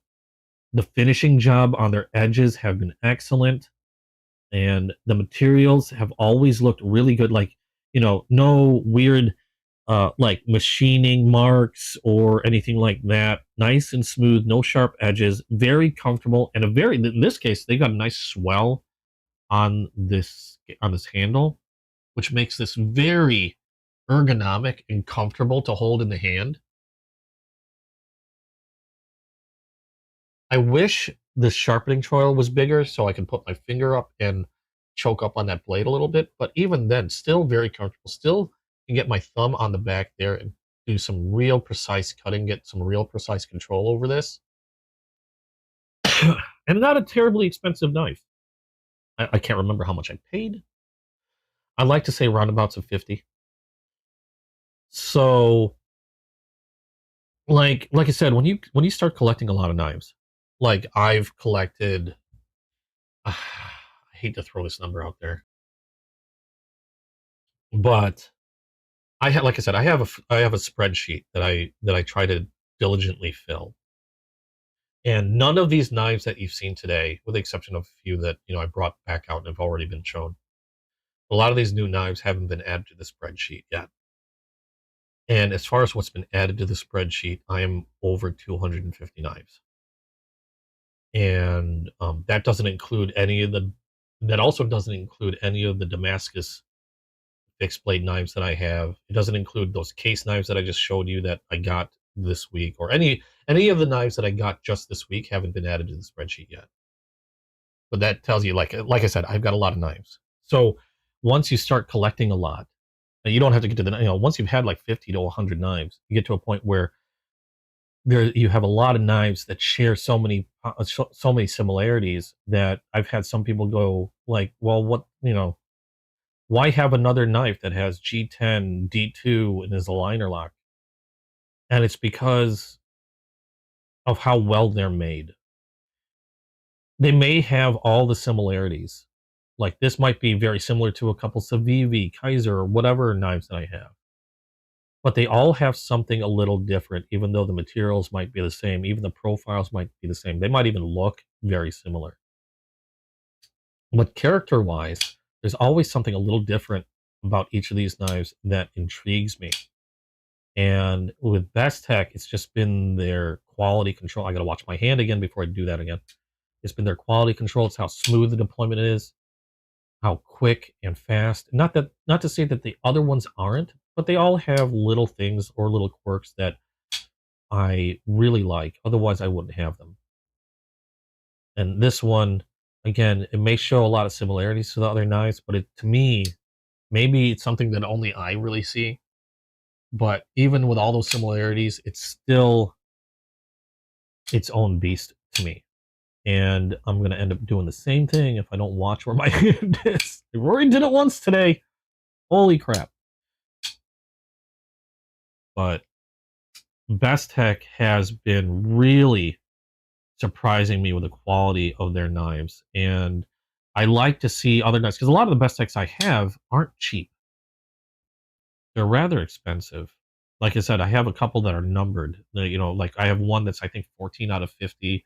I have another one that's like 30 something, maybe out of 100. and they were like first production run. So you're never going to see them again unless you're lucky enough to come across them, like I did on an auction or maybe like on eBay. But Best Tech themselves, they're no longer producing. Not maybe not they don't produce that color that I have. They might still be producing that type of knife, like the Dolphin, for example. I think they're still producing the Dolphin, but you're never going to see another one of the color that I have unless you have one of those, one of the 50.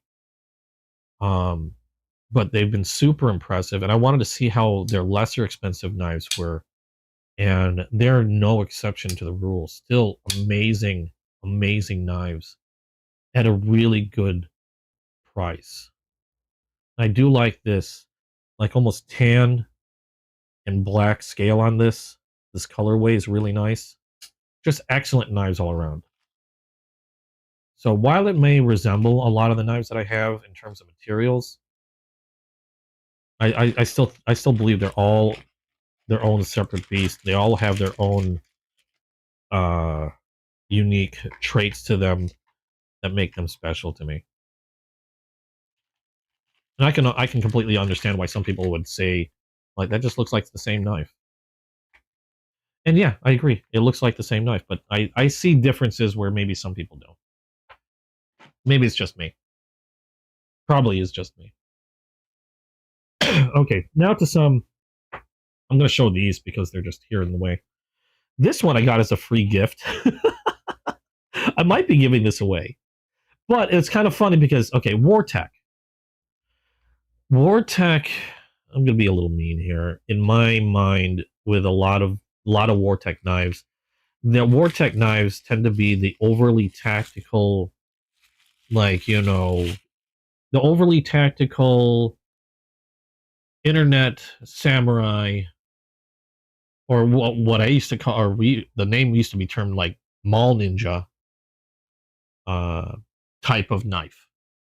Oh, have a good one, Jim. Thanks for stopping by, man. Appreciate it. And these knives are generally like super tactical in the way they look. Usually they'll sport things like, you know, seatbelt cutters, glass breakers, and other like fancy tactical stuff out there. This one's one of their more basic ones. Most of them tend to be assisted, which this one is as well. But and a lot of people term these as gas station knives because they're cheap. And I used to get a lot of these knives a long time ago when I was much younger because they were neat looking at the time. Again, you know, tactical, and it maybe had cool names. The majority are liner lock, and usually aluminum or some type of metal scales. But the one thing they had in common is they were all super inexpensive. And at the time when I was collecting a lot of them, they were also inexpensively, like, I hate using the word cheap, but they were all cheaply made. And a lot of times they never really lasted long. Like you might use them for something a couple times, and then they would break for whatever reason, cease to function, or what have you. So they never lasted long. But then you never really cared because you might have paid like 10 to 15 bucks for it. This is probably one of the nicer ones I've gotten from them.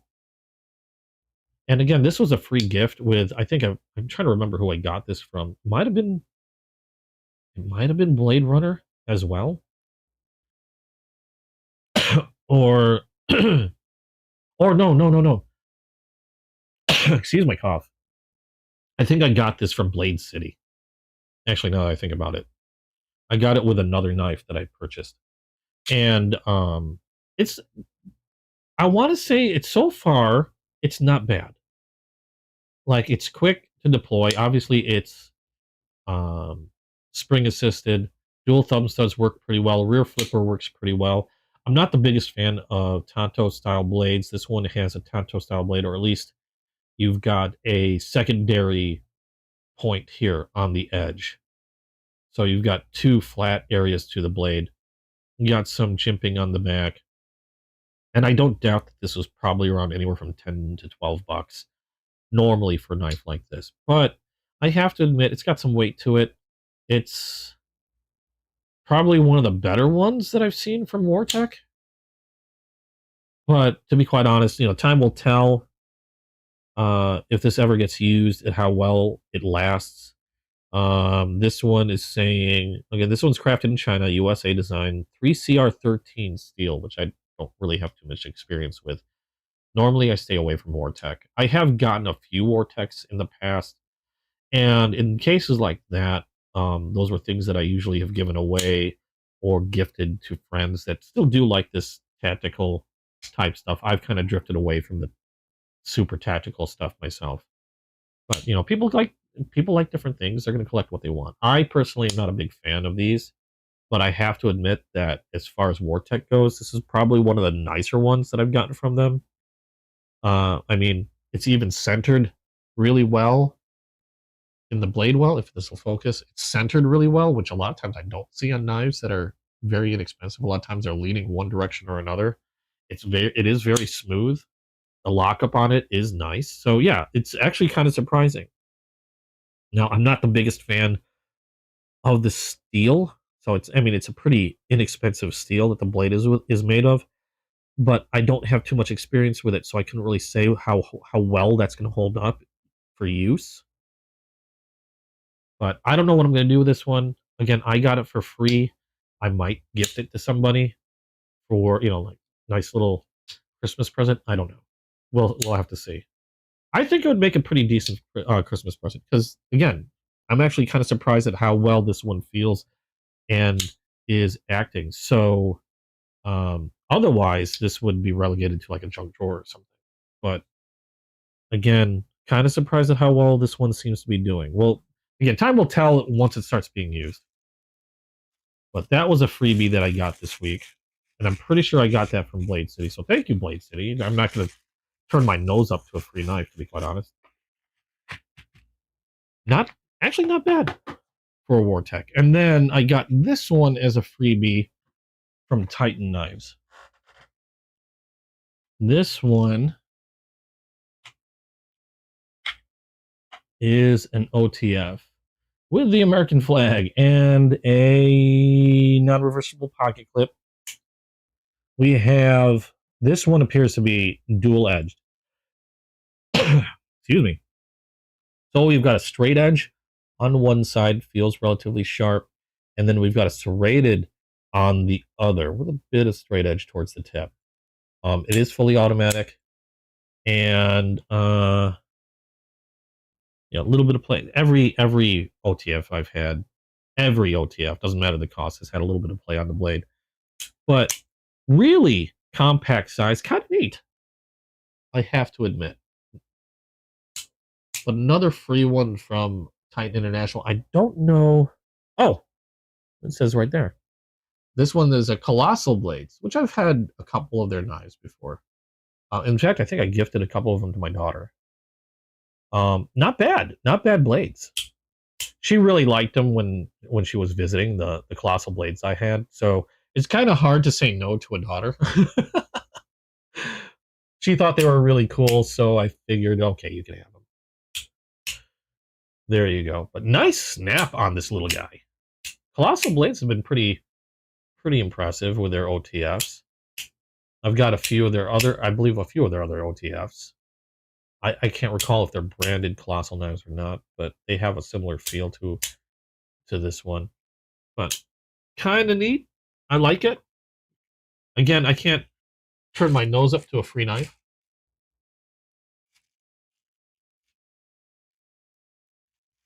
Let's put that back in the box. I've got a couple or a few others that are more on the expensive side. We're going to show those off really quick. So we'll put that in the box. Let's see here. Did I get the Two-Face last week? Did I show the Two-Face last week? I'm pretty sure I did. Hold on. Let me check my package updates and see where they're at. They are still out for delivery. I don't know what USPS is doing this week. Anyway, let's take a look at, let's see here. We did a lot of concept today, so look, this is the last concept I got this last week. This one isn't a new knife. I mean, it's new for me, but I know this one's been out for a little while, but I've been wanting to get my hands on one, and it's been kind of difficult because it's not a cheap knife. It's not a super expensive knife. But a lot of times when I go to look for one, they were either sold out or it's just hard. It was just hard for me to get one. I finally came across one and put the order through. I believe, did I get it direct? I'm trying to remember if I got it directly from, where did I get this from? It was either Blade City.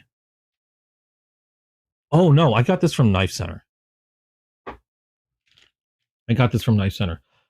And this one is the Tarako. Actually, the interesting thing is when I got this from Knife Center, I got another free knife. The reason why I haven't shown the free knife is because I actually own that knife already. And it's a Civivi Tarax. And I already have one. I actually, when I got the Tarax, I got it from Monthly Knife Club. So I didn't open that Tarax. I might be selling or giving that one away. I don't know what I'm going to do with it yet. Might make a good Christmas present. But this is the Concept Tarako. And this one has a CPM S35 VN steel blade. And one thing I really liked about this one has the tiger stripe flamed titanium scales, which I think look really, really cool. This tiger stripe looks amazing. And it's all along also on their pocket clip, which is unfortunately not reversible. Now, this is a front flipper only. I don't know if I'd be able to. It's got a little cutout here. I don't know if I could. Nah. Yeah, there's no grip to that. It is a front flipper only, and it is a frame lock. And one thing that surprised me when I opened this for the first time is how grippy this scale is, the way they made this titanium. Nicely centered in the well there, and really smooth deployment. Like super smooth. And loud if you flick it hard enough. God, that made my ear ring.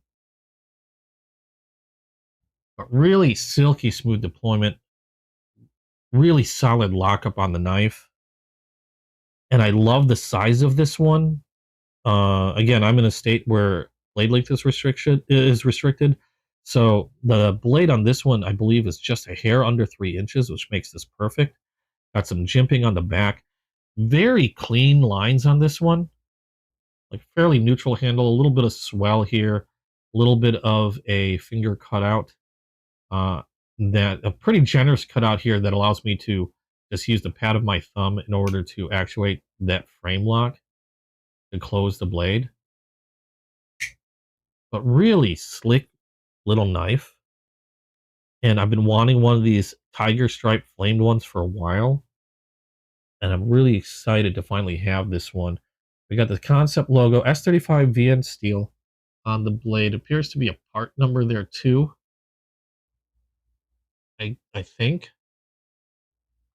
And on the other side, we've got, I guess that's the designer logo, Tarako by Jared Price is the blade designer on this one.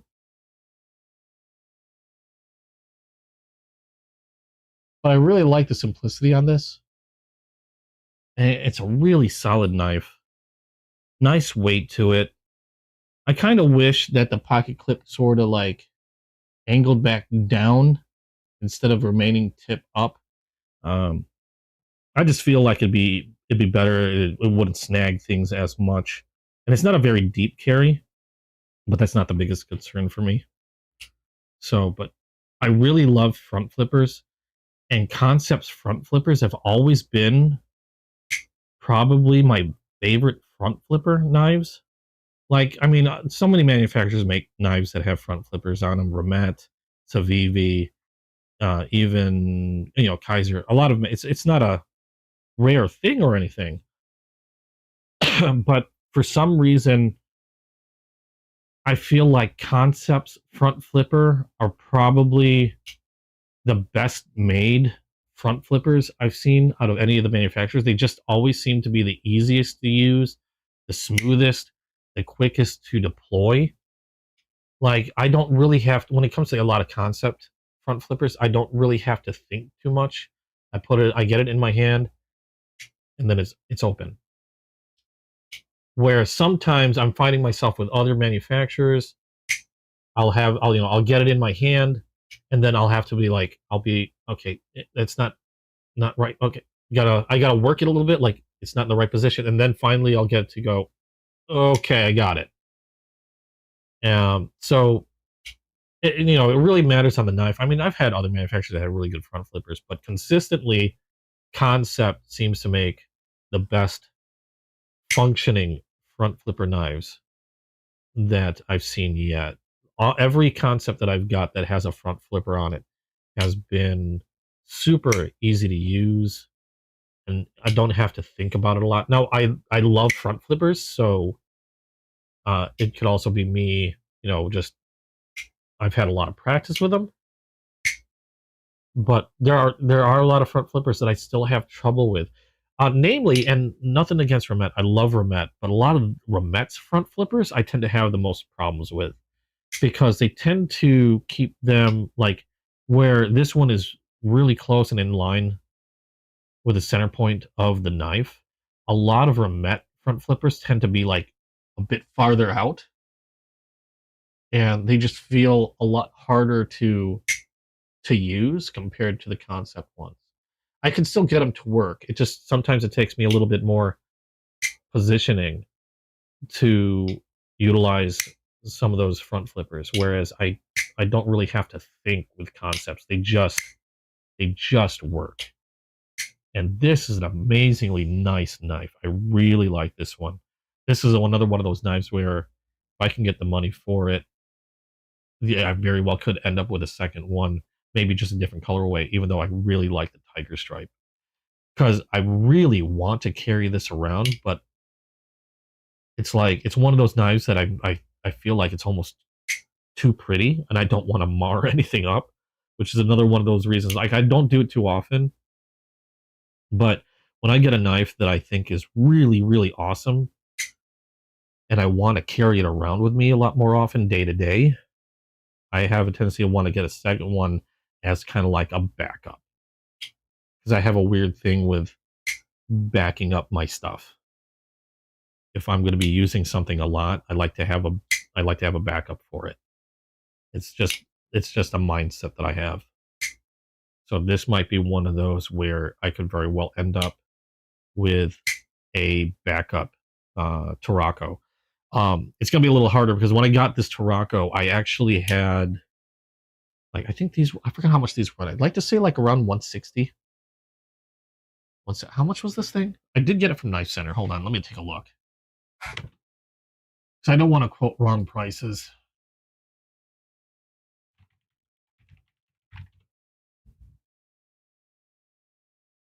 But let's see, Tarraco. Actually, I think I might have gotten their last one.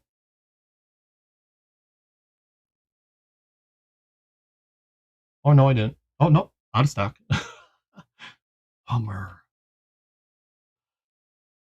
Yeah, out of stock. Yeah, okay, 170. This one goes for 170 on knifecenter.com. However, when I got it, I also had built up a pretty big like I had a lot of points. So I was able to apply a sizable gift certificate to it.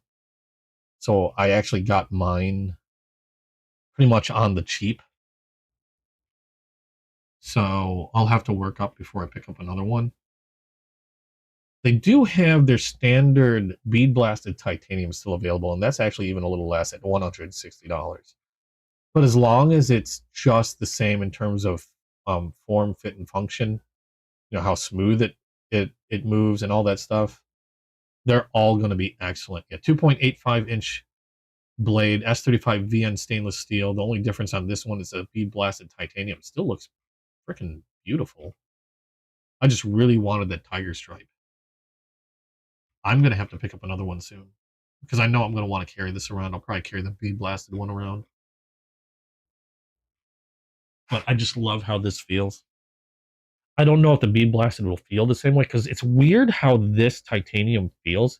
It's like it was almost fuzzy feeling, like super grippy, like not slick at all. I've had a lot of titanium scales on other knives.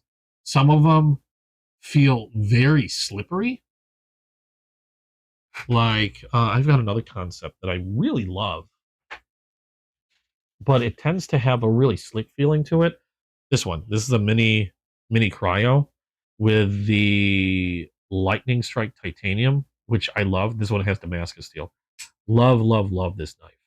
However, the titanium feels a little on the slick side.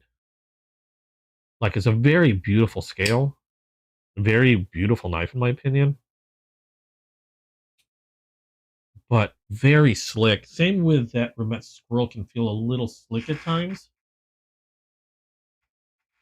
But this one was a surprise. It was almost felt like it was kind of fuzzy. Like it's got a grip to it that's actually, it took me by surprise, but actually really nice. And it does have a little bit of milling here that probably will help with the grip as well. Not that it feels like, even without the milling, like if the milling wasn't there, it still feels like this would have an amazing grip to it. It does have an amazing grip to it. But I really like this Tarraco.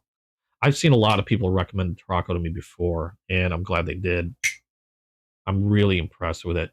Nice clip point blade, nice wide belly, very slicey. This is a flat crown blade.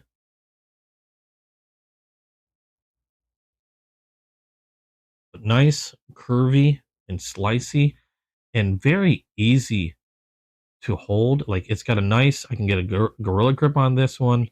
It's got a little bit of a swell here, making it nice and comfortable in the hand. The pocket clip, I can feel the tip of in the back of my knuckles, but it's not horrible. Like it's just like it's there. I don't believe it would be doing it would do a whole lot unless I've been sitting here cutting maybe cardboard for like hours, and maybe that could develop into a sore spot. But a lot of times when especially if I'm holding the knife in this fashion, it moves that tip up of that pocket clip to a different position. And this is how I generally hold a knife, like this, either like this or like this, for really precise control. And if I'm holding it like this, I don't feel the pocket clip at all. If I'm holding it like this, I feel it a little bit, but it's in a much better spot. That I don't think it would affect me at all if I was doing a lot of cutting. But really awesome knife. I love this knife. This is quickly becoming one of my favorite knives in my collection in terms of users. We got this one and a Remet, and then the Kershaw Bel Airs I really love. So I don't know. I think I have yet to shoot a video on this one. I can't remember if I finished a video on this or not, but I'll have to work on that later.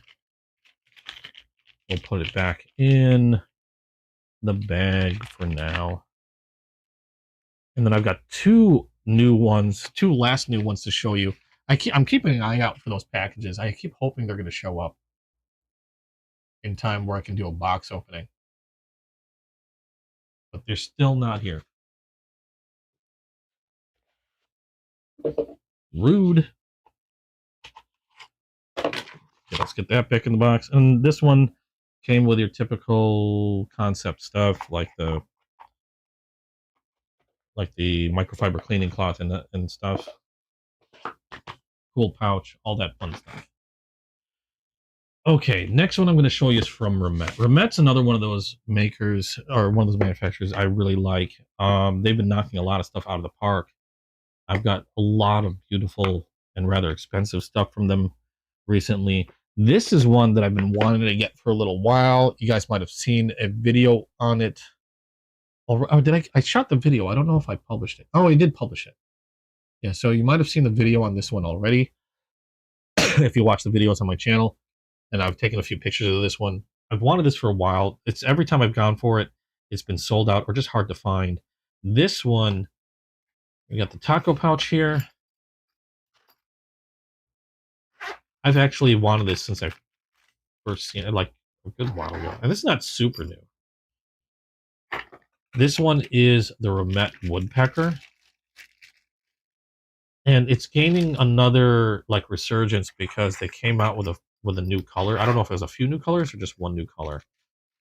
They came out with, or like originally I think there was regular titanium. They have this color, which I call blurple, or it's either blue or blurple, and they had like a green crystallized. This is the blurple crystallized.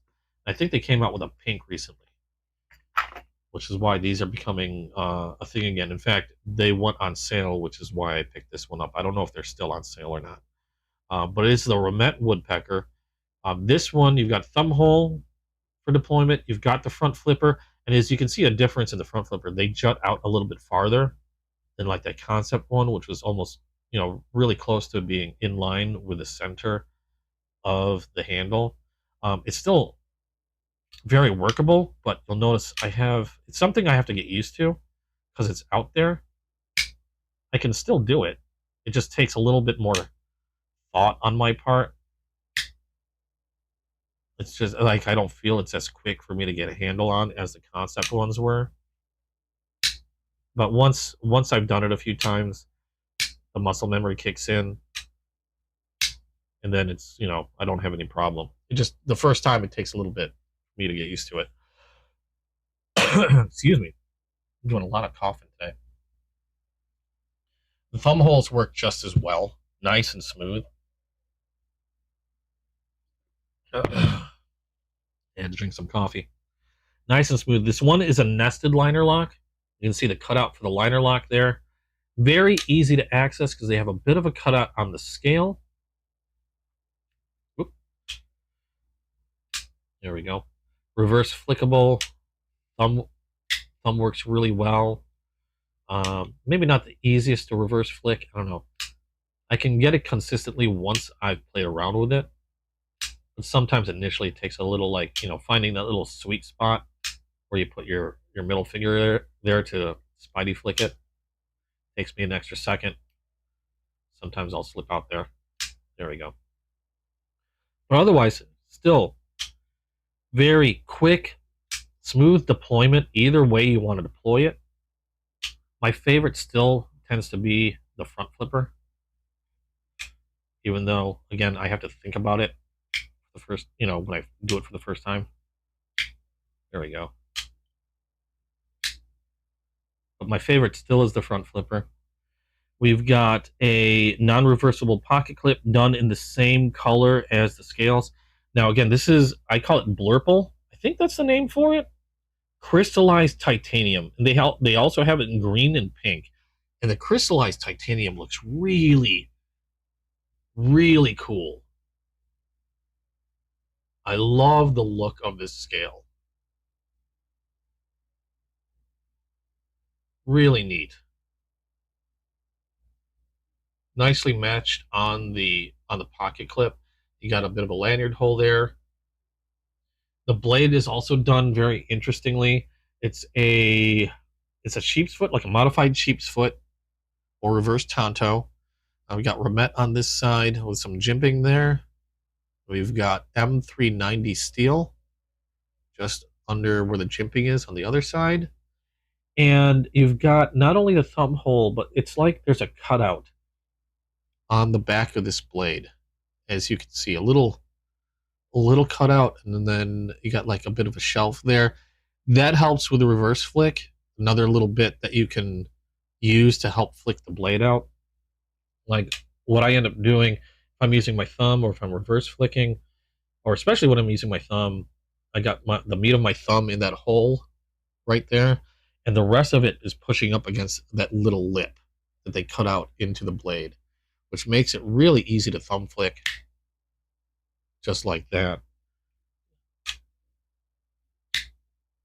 And one other interesting thing of note is, well, first of all, it's a very neutral style handle, very sleek lines on this. So you can hold it in different grips, and it's going to be comfortable regardless of how you hold the blade. Full Gorilla Grip on this one,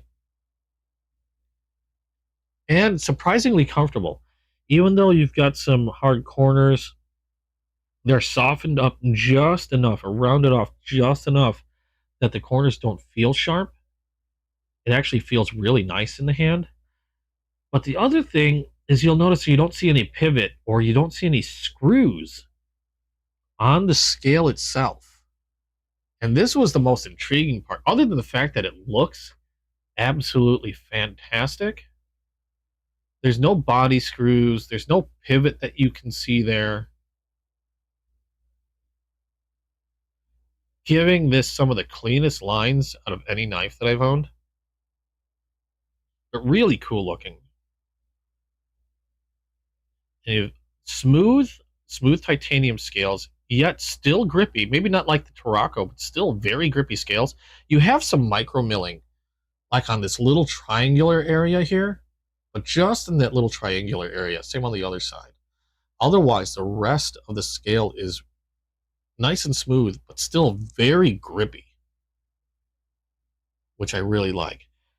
But back to the lack of screws and lack of a pivot, the way this works, and I thought this was super neat. The way this works is, I close the blade for safety, but if you look on the back here, you've got a bit of a liner here where the lanyard hole is. And on the liner, you see some jimping. Okay? And that's not for, well, it is for grip, but not in the way you'd think. What you do is you press inward where that jimping is, and then you can slide this scale upwards, and it just lifts out. And you can see where the scale has some keys set in it, some keyholes. A little excess oil here. I'll wipe that off. You can see where the key, where it sort of keys into the body of the knife, or the handle. And from this point, you have access to all your screws and your pivot. So if you want to remove the other side, the scale, you have screws there. I believe you have another screw back here. Yeah, you got a couple screws in there. We can remove that plate, I guess, and then access the other side. But I love how they did this because it hides everything. And again, you get a very sleek look on this knife, since you don't have any screws showing, you don't have any pivot showing. And the way this goes back on, you just make sure you got it the right way. So the keys match up. And then once you match the keys up in there, you just simply slide it down and it snaps in place. And it's a very solid connection. There's no movement on that scale whatsoever. Once it's back in place, it snaps so securely in there that, you know, you don't feel any looseness, you don't feel any movement whatsoever. It just feels like one solid, like the handle feels like one solid handle. Oops. As opposed to being able to be broken up in different pieces. But yeah, very secure lockup on that scale. Really nice. And again, I love the clean look that this provides. No screws, no pivot, just beautiful scale onto a very interestingly done knife blade. And one of the cooler looking knives, in my opinion, in my collection. And Ramet, I know this isn't new for them. I've got a lot of other knives that are a lot newer than this one. But I mean, after this and a lot of those other knives I got from Romette, they've been just hitting it out of the park with some of their designs. Absolutely gorgeous designs from them. One of my favorites is actually, I think it was designed by Osho. Yeah, it was designed by Osho, and I believe that was a Romette knife. The Two-Face, titanium. They've just been knocking it out of the park.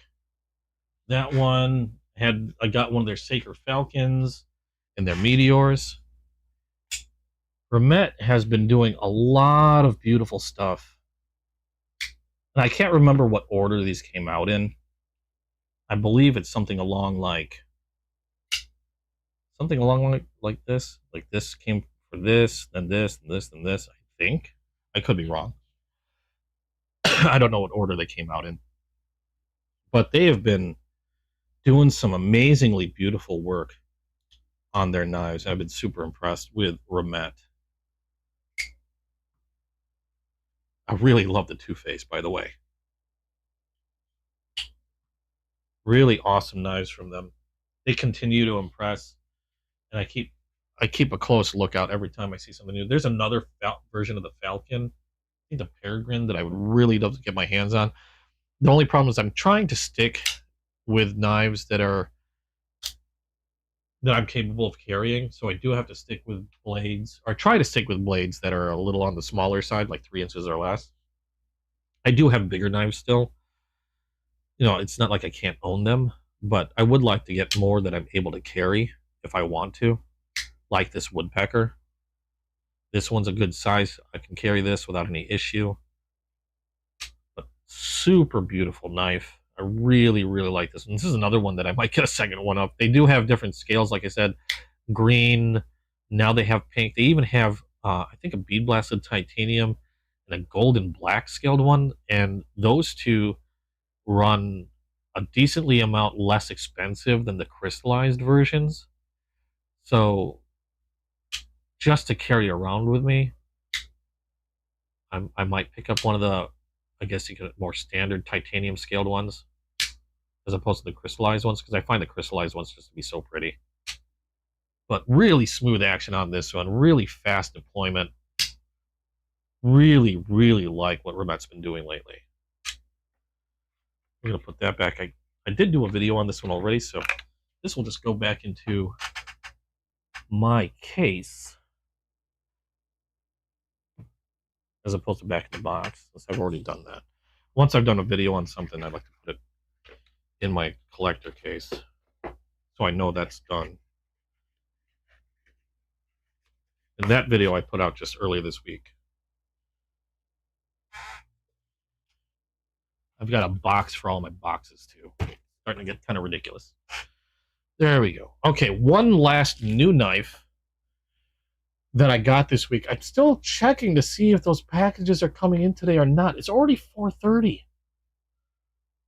They should be here. They should have been here like this morning. They are still out for delivery. Seriously, guys. Come on, USPS. Do better. I swear, I think my regular guy is either... He still better have a job. I like that guy. When he's working, I know I get my stuff early in the morning. Okay, this one is my latest new one. I've been waiting to open this one live. This one's another interesting one. This is a knife manufacturer I've never had before. This is Katuo USA. I hope I'm saying this right. This is my first knife from Katuo, and it's a special knife. Now, this one is going to be, what do they call this? KT. This is a mini Griffin. But if you're familiar with Katuo knives, I hope I'm saying that right. Katuo knives. If you're familiar with them, you're probably familiar with this knife. Designed by David Jin. This one has an M390 blade. But what makes this one extremely special, let's see what we got here. We got a Katuo. Oh, okay, this is information on the knife itself. So we've got Mini Griffin designer David Jin, M390 steel blade. The blade finish has a TIC coating that I'm not familiar with. I've heard of DLC, Cerakote, and all that other stuff. TIC is new to me.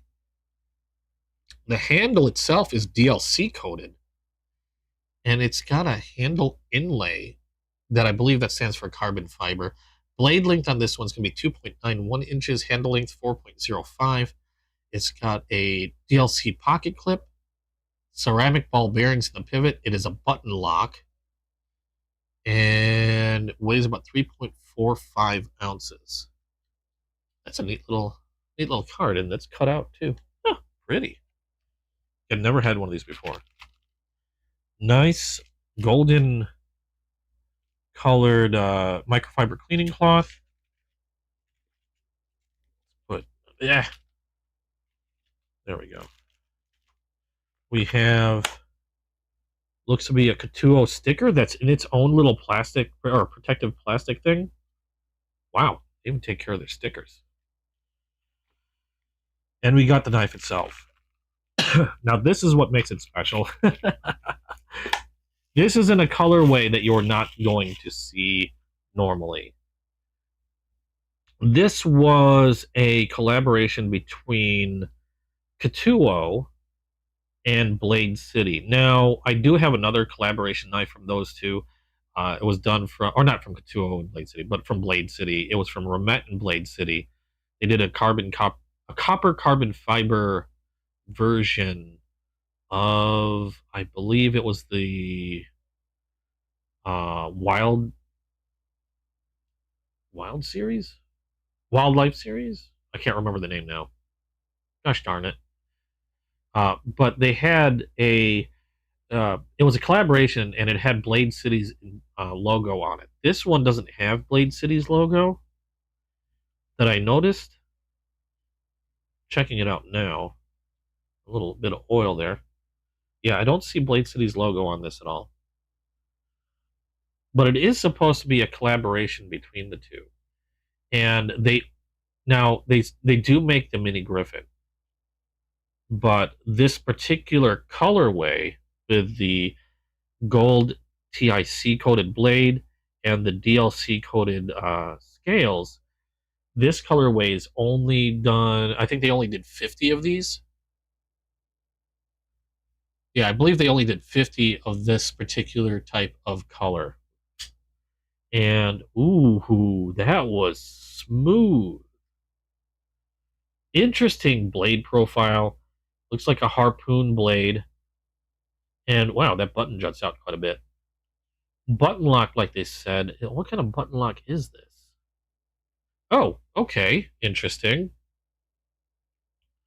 So it's another one that's like a top liner or compression lock or however you want to put it.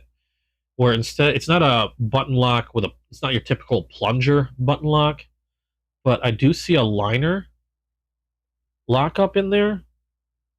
And then when you press down on the button, it moves the liner out of the way. I don't know if you can see that there.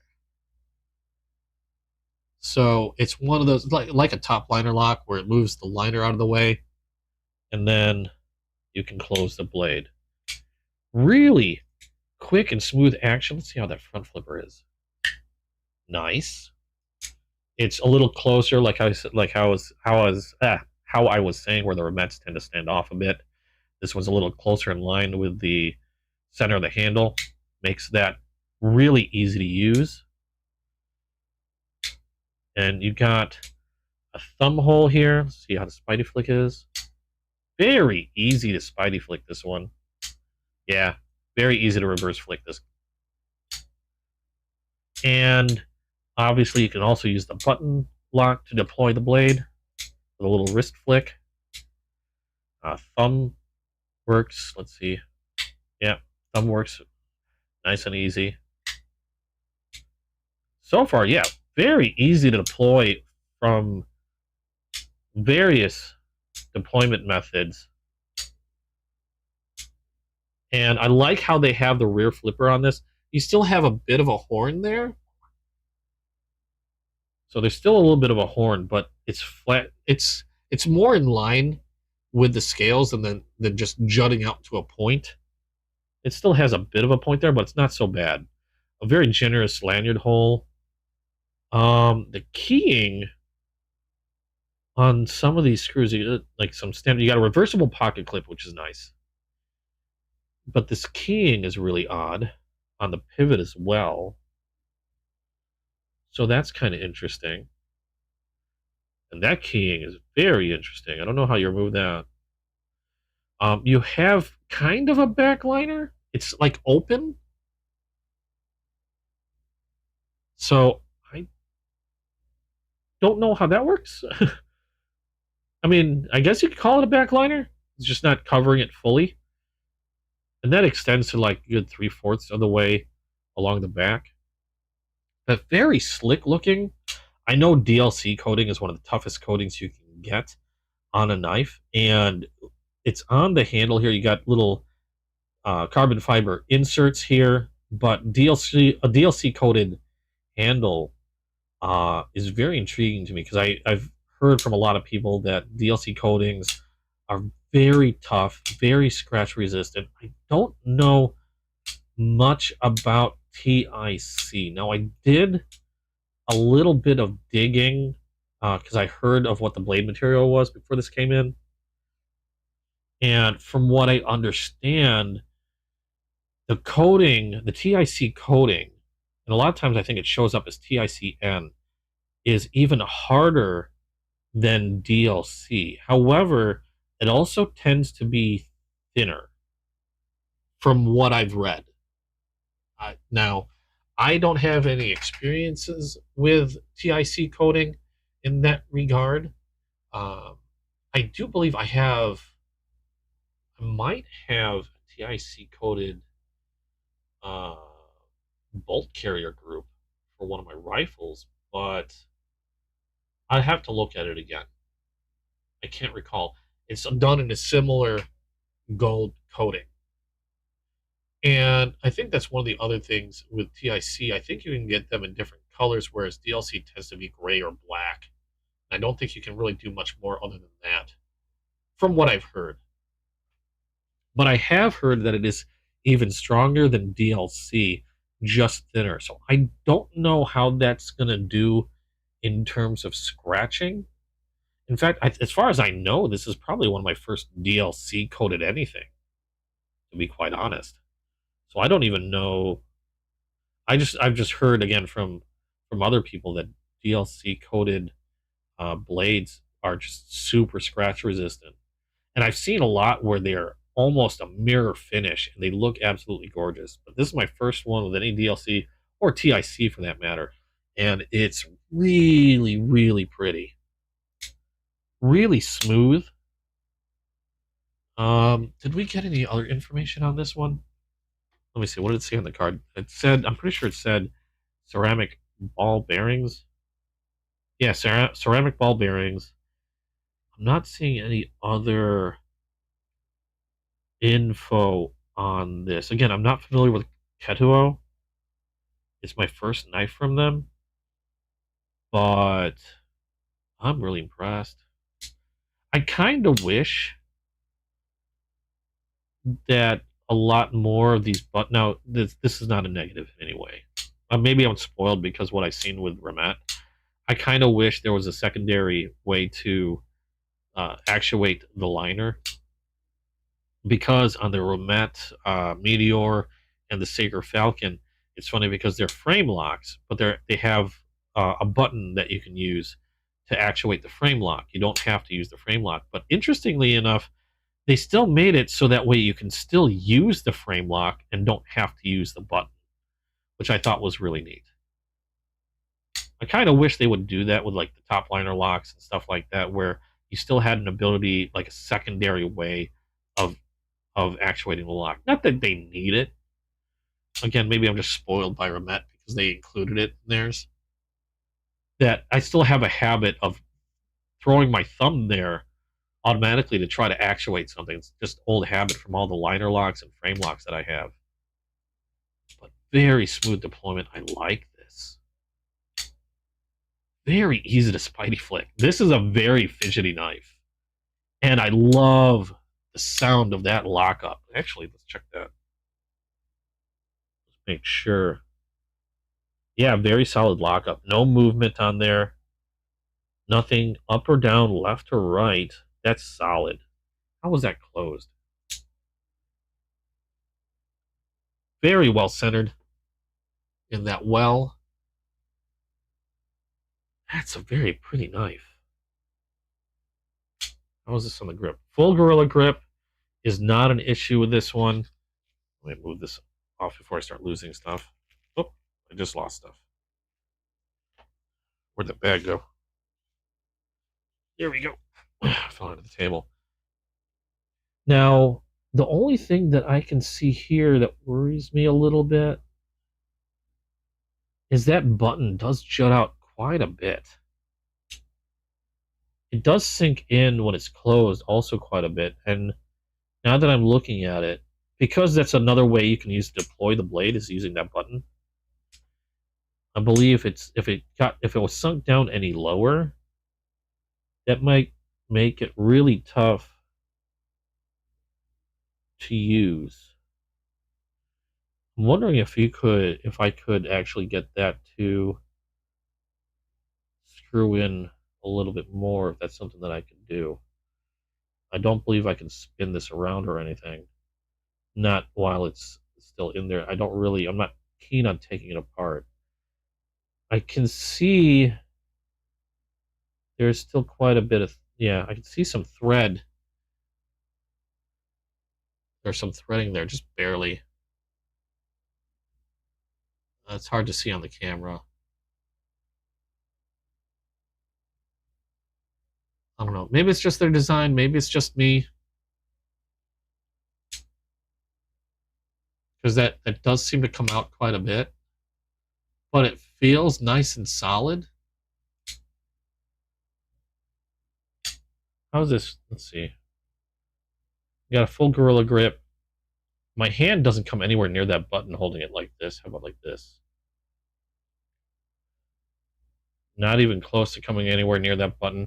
They have an interestingly shaped choil here. I can get my finger up in there so I can choke up quite a bit on the blade for really precise control. And again, my fingers don't really get near that button. So I guess that wouldn't really be much of an issue. So in different grips, it seems to work pretty well. Like, that was my biggest worry, looking at how far that button comes out. But my hand doesn't seem to get anywhere close. Even like this, now I guess if I hold it like this, which is kind of awkward. Okay, yeah, my finger does sort of get towards that button. But it's also a very awkward grip. It's a grip that I probably would never hold a knife. Like, I don't think I'd ever hold a knife like this. It's just very awkward. This finger groove here really keeps, I mean, it's a very big finger groove. So holding it in any other way other than, like, say, like this, like a Gorilla grip, like this, or even choking up on it like this, you can see it keeps my fingers separated. And my fingers don't really get anywhere near that button. So I guess that's not much of a worry, really. And you do have to depress that button quite a bit. Like, if I press a little bit, it's not going anywhere. Press a little bit more, I can feel it loosening up. It's not going anywhere. Pressing it even more, I have to press it almost all the way, as far down you can still see that it didn't close completely. I have to press that button into, I have to practically press that button into the hole to get that blade to release. So even though it does sort of stick out a little bit, it seems to be perfectly fine. It does look like if you wanted to be able to bring it down a little, it's possible. I don't know how to remove the scales on this one because, like I said, it's a very interesting looking keying on the pivot. and even down here. So I don't even know if something like removing, or like how easy it would be to remove this.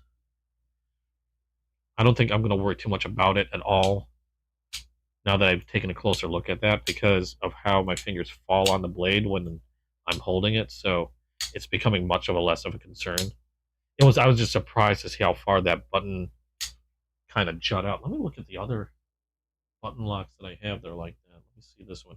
I've got a Vosteed Raccoon, and that does not as high, but does pop out quite a bit compared to when it's closed. When it's closed, you're nearing flush. It's not flush, but it's getting close. And then it pops out a decent amount when it's open. Let me take a look at my other one. I've got a Porcupine. Does about the same thing. This one has an inset, though, compared to the Raccoon, which doesn't have a little cutout. Does pop out quite a bit. Not as much as that one.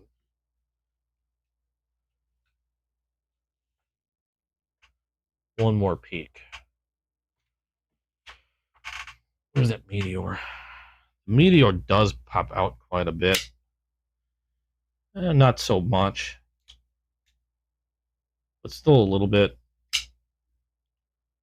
And this is the one where I was saying that it actuates a frame lock, not a liner.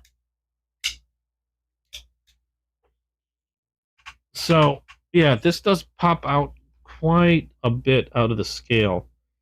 But since my fingers aren't going anywhere near it,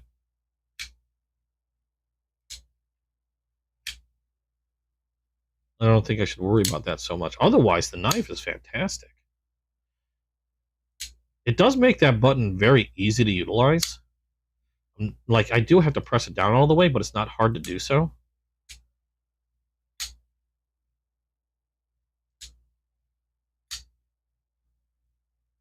That's pretty nice.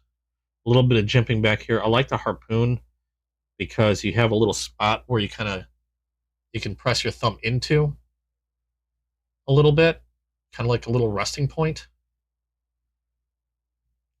So that's kind of neat. That's a really cool blade. Now, unfortunately, I don't think these are available anymore. I think they are completely sold out of these. Like I said, from what I understand, they only made 50, and they don't have any plans to make any more. However, the Griffin is still available. I did check. Well, look at their website.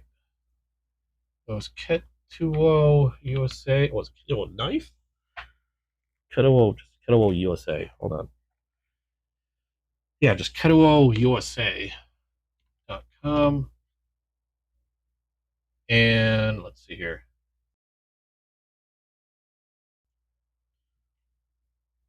Also, apparently, Right Knife, their sister company to Right Knife,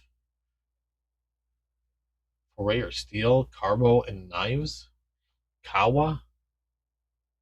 Okay, I don't know if they're just distributors or what, but where is it? Yeah, okay. So the Ketuo Mini Griffin is still available on their website. I haven't checked any other manufacturers. The only difference again is you're not going to find this colorway anywhere else. This particular color with the gold TIC coated blade is the one that they made in conjunction or in collaboration um, with Blade City. Blade City, yeah, Blade City, and so these unfortunately are no longer available. But you can get, it looks like, fully DLC coated ones or coated versions. They run about $215 for the DLC coated blade, with a very similar. I think this one they have like purple accents on the website with a purple and carbon fiber inlay. That one runs $215. They do have your standard, I guess, which is I guess a non-coated blade. I don't know if the handle is still coated. That one runs a little less expensive at $195. But yeah, they do have varying colorways available on their website.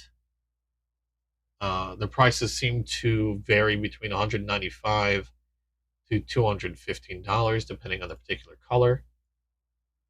Uh, you just won't find this one anywhere, unfortunately, anymore. Let's see here. I was trying to see if I can find any more information, but that's pretty much about it. So yeah, still available from Kettle. I don't know if it's a. I'm sure there's got to be other sellers or other retailers that hold Kettle knives. I'm pretty sure I've seen them on other websites. I just can't recall which ones they were off the top of my head. But really, really nice knife. And had somebody shown me these, and even if these weren't, like, I couldn't get my hands on this colorway, this collaboration. Haven't played with one of these, I would have definitely shot for one of the other colorways that are still currently available, because it is such a nice knife so far that I've been playing around with it. I really like it. Um, Kettle makes quite a few other knives. I can't remember how much they ran. I'd like to say these would run no these this collaboration ran around 250. Could be wrong. I can't remember. I know I don't believe I paid that much. I think I paid closer around like 215, like similar cost to one of the other, or similar cost to the more expensive version on Kettlewell. So I don't feel like I overpaid or anything like that. I was right in line with what they had available. So that was kind of nice. So, and let me go ahead and leave this up. It looks like everything just got delivered. So let me go grab. I'm gonna leave this up. I'll be right back. It looks like I've got packages there. So be right back. I'm just gonna run down and grab them. It took them long enough to get here.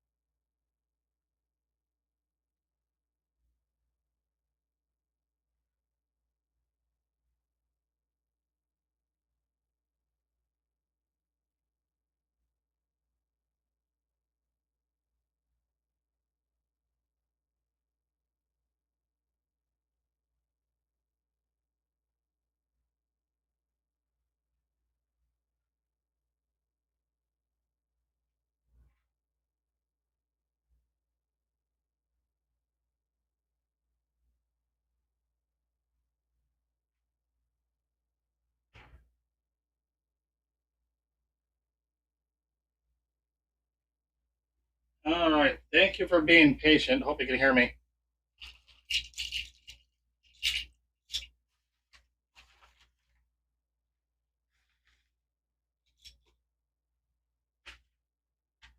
I did get a couple packages in.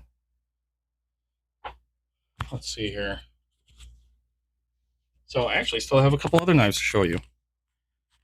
Now, unfortunately, I still have some that were delayed.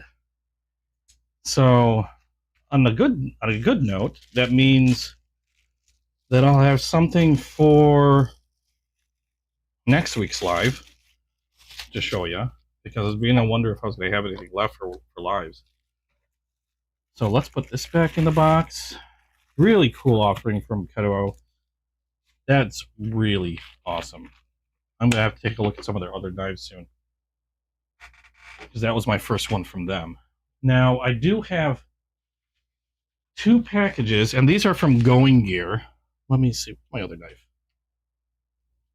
There we go. It appears that I would have had a third, but that got delayed. Kind of sucks. And then I got a couple more that got sent to a different... What the heck? They weren't delivered, but they were just... Apparently they're off sightseeing. I don't know what's going on with USPS. But apparently I've got a couple other packages that went off in different directions and went sightseeing. So I don't know what's going on. But I too have 2 packages from Going Gear. We're going to take a look at those now. Actually, I dropped one when I was coming back up here. Let's see what I got. Oh. Heck. I got juiced up with a fruit roll-up. Nice. What did I get here? Oh, okay. Cool. Anything else in this package? No. This one is from Kubi. I think this is the one I accidentally dropped. I'm going to have to chew on that later. I haven't had I can't remember the last time I had a fruit roll-up. Screaming Strawberry. Nice.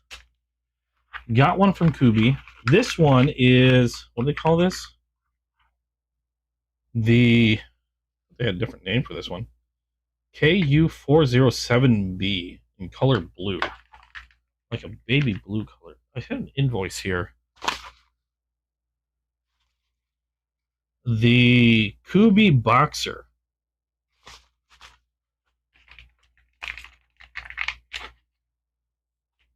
I've got a few Kubi knives. I thought this one looked pretty interesting. This is called, again, the Kubi Boxer. A very rectangular shaped knife, but oh, okay. So we've got a rear flipper on this one, which is pretty nicely in line with the rest of the shape of the scale. We got, I guess that's a front flipper, and then we've got a square thumb disc. That apparently I can't. There we go. Sheep's foot blade. This one, let's see, we got Kubi on one side, and then we've got, looks like a designer logo, and what is that?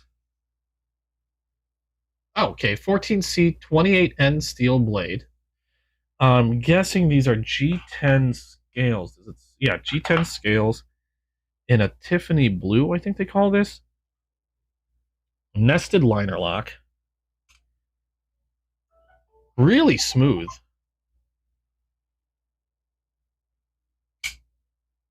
Really smooth blade movement. Like, that is slick. Nice and quick deployment. The thumb discs are a little weird. I guess I can get used to that. Can I reverse flick this one? Yeah, cool. The thumb discs make this nice and reverse flickable, so I can Spidey flick. Nice snap to that. How is this one is closed? It's a weird shaped blade, so not weird, but the way it sits in there looks pretty well centered in there. Again, reversible pocket clip, relatively deep carry. A little lag in my camera there. Let's see how the front flipper works. Very easy. And very quick. Rear flipper, same. Nice and quick. I love how the rear flipper is in line with the rest of the blade when it's, or rest of the knife when it's closed. You still got a little bit of a horn there, but it's not poking out. So you got a nice straight line going across the back here. That's why they call that the boxer. Makes sense. The thumb plates always have been a little weird for me, but this seems to be probably the easier ones I've had to use. And I like the fact that, I like the fact that it makes it rear or reverse flickable and pretty easy to reverse flick. I love how fast and quick that, very snappy, that front flipper is.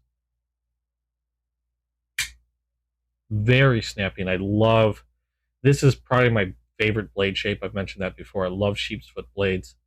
And a nice generous finger choil up, right up there, so I can choke up on that blade. Good amount of jimping on the back that I noticed there. So good amount of grip, really precise control over that blade. I can choke up really nicely on this one.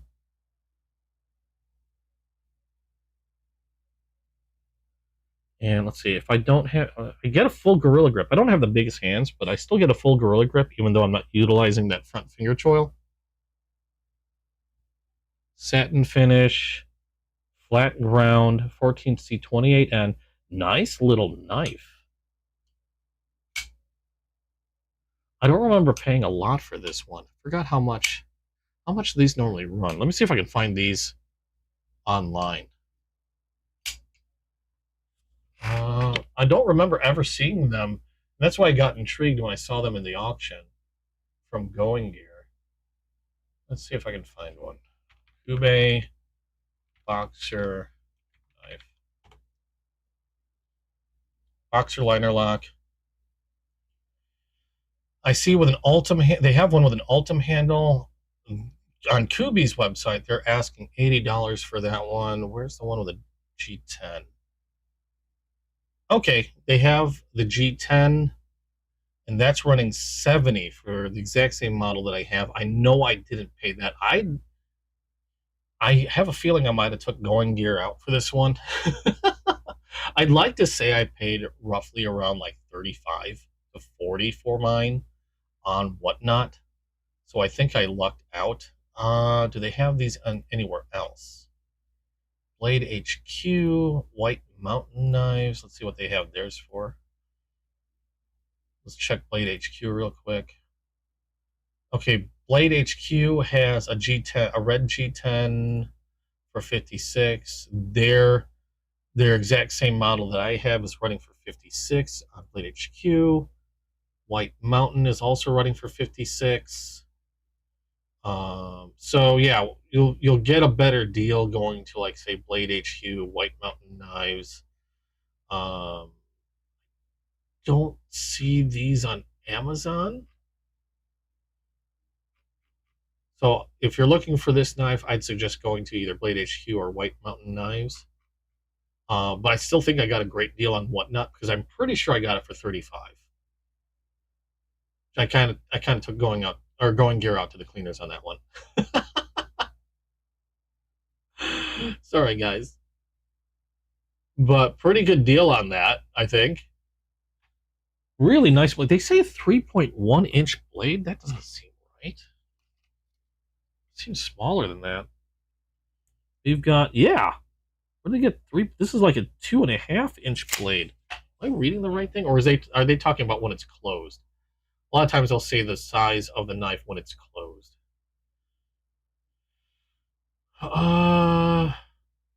Okay, yeah, I think that's when it's closed. So yeah, 2.48-inch blade, 14C28N steel sheep's foot, caged ceramic ball bearings, which explains how or why it's so smooth when it comes to deploying this blade. And yeah, that's pretty much it.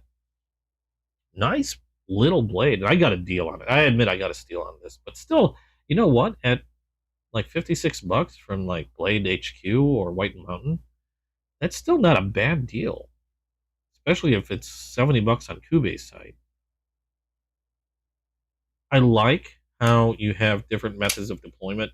Everybody has their own favorite method to deploy a blade. Like I said, my favorite tends to be thumb holes, which this doesn't have, or front flippers, which this does have. And the front flipper on this works phenomenally. I also like knives that I can reverse flick. So it lends this to being a very fidgety knife. And again, I love how the rear flipper lies along the same lines of the knife, of the scales when it's closed. A very rectangular design. When it's deployed, nice solid lockup. I didn't check that already. No movement on there. Generous enough cutout on the scales so I don't have to use my thumbnail to utilize the liner lock. I can use the pad of my thumb without any issues. Really well-made knife. I have a few Kubes, and they've all been really nice. This, admittedly, though, probably has to be my favorite one out of the group, just because I love the shape of the blade. I love the deployment methods. But I will tell you right now, this is probably my favorite Kube as of right now. Not that I have a lot of Kubes. I could probably do with more. But this is on the top of the pile. I like it. That's nice. Doesn't hurt that it's got my favorite blade shape on there. I'm going to have to do a video on that one as well. Let's put that back in the box. And we got one other knife that I got from Going Gear. I've actually got quite a few knives coming from Going Gear, but only 2 made it today. Damn, I have to eat that later. Where did I put the other package? So I got another one from Going Gear. We're going to open this one up right away. There we go. And I've got... Oh! I don't know if he's juicing me. He just juices me up with candy or what's going on here. So we've got a Dum Dum Lollipop. It's just trying to give me diabetes. I've been waiting for this one. Okay, I don't have too many of these. I'm a big fan, like I've mentioned before, of Concept. Concept does have a sister company, and it's named Tenable. And our Tenable is kind of like... I did drop this, so that's my bad. Tenable is like sort of like their budget line, I guess you could say. This one is the Fenrir. Like Concept has their own Fenrir out. The Tenables tend to be lesser expensive. They use lesser expensive materials. I hesitate to say cheap. I really did a number on that box. Hesitate to say cheap because they're just lesser expensive materials, whereas Concept might use higher end materials like titanium and other things like that. This one, we've got a microfiber cleaning cloth, some non-edible candy. Oh, we got extra springs. I like that. Always like seeing extra parts. We got the knife itself, and we've got what looks to be a mini catalog. And probably warranty information. Yep. So there we go. I love to see extra parts. I always think that is awesome. Again, this is the Tenable version of the Fenrir. I've always wanted to get a Fenrir. I just think they look pretty neat. But again, with a lot of the knives that I've gotten recently, they tend to be a little on the expensive side. But then I saw that Tenable had one and decided to shoot for that one because it's a bit more affordable than the concept version. Yet, I have a couple Tenable knives, but they're like really inexpensive. They're like modernized versions of the Higanakami. Actually, should have one out here. Yeah, this is the other Tenable I have. Was this tenable? I really hope I'm not misquoting what this is. Hold on a second. Maybe it wasn't. Maybe this is my first tenable. Let me look at what I ordered on Amazon. I'm pretty sure I got this on Amazon. I could be wrong. I just have to look back in my history because I can't remember where I got this. And I ordered a lot from Amazon. Oh, no, I'm sorry. That's Trivisa. Okay, I thought I had another tenable. Oh, I guess I don't. I mixed that up. My apologies. I guess this is my first tenable. Okay. Let's see here. So this is, again, like I said, their version of Fenrir. Now, unlike the concept version, what was the concept version made out of? I think the concept version they use like S35 VN steel. Let me get these up on the website so I'm looking at the right stuff. Concept knives and then tenable knives. Although I think they probably are on the same website. Or no, I got two separate websites. Okay. Let's see here. So the concept version of the Fenrir, you'll see things along the lines of like carbon fiber scales, S35 VN steel blades. They even have. Okay, that's new for. That's pretty. I might have to get one still anyway. Because they have a copper carbon fiber scaled version, which is really. I love copper carbon fiber. I might have to nab that. It's 166 on Concept's website. But like I said, I wanted to save a little bit of money. I wanted to check out Tenable.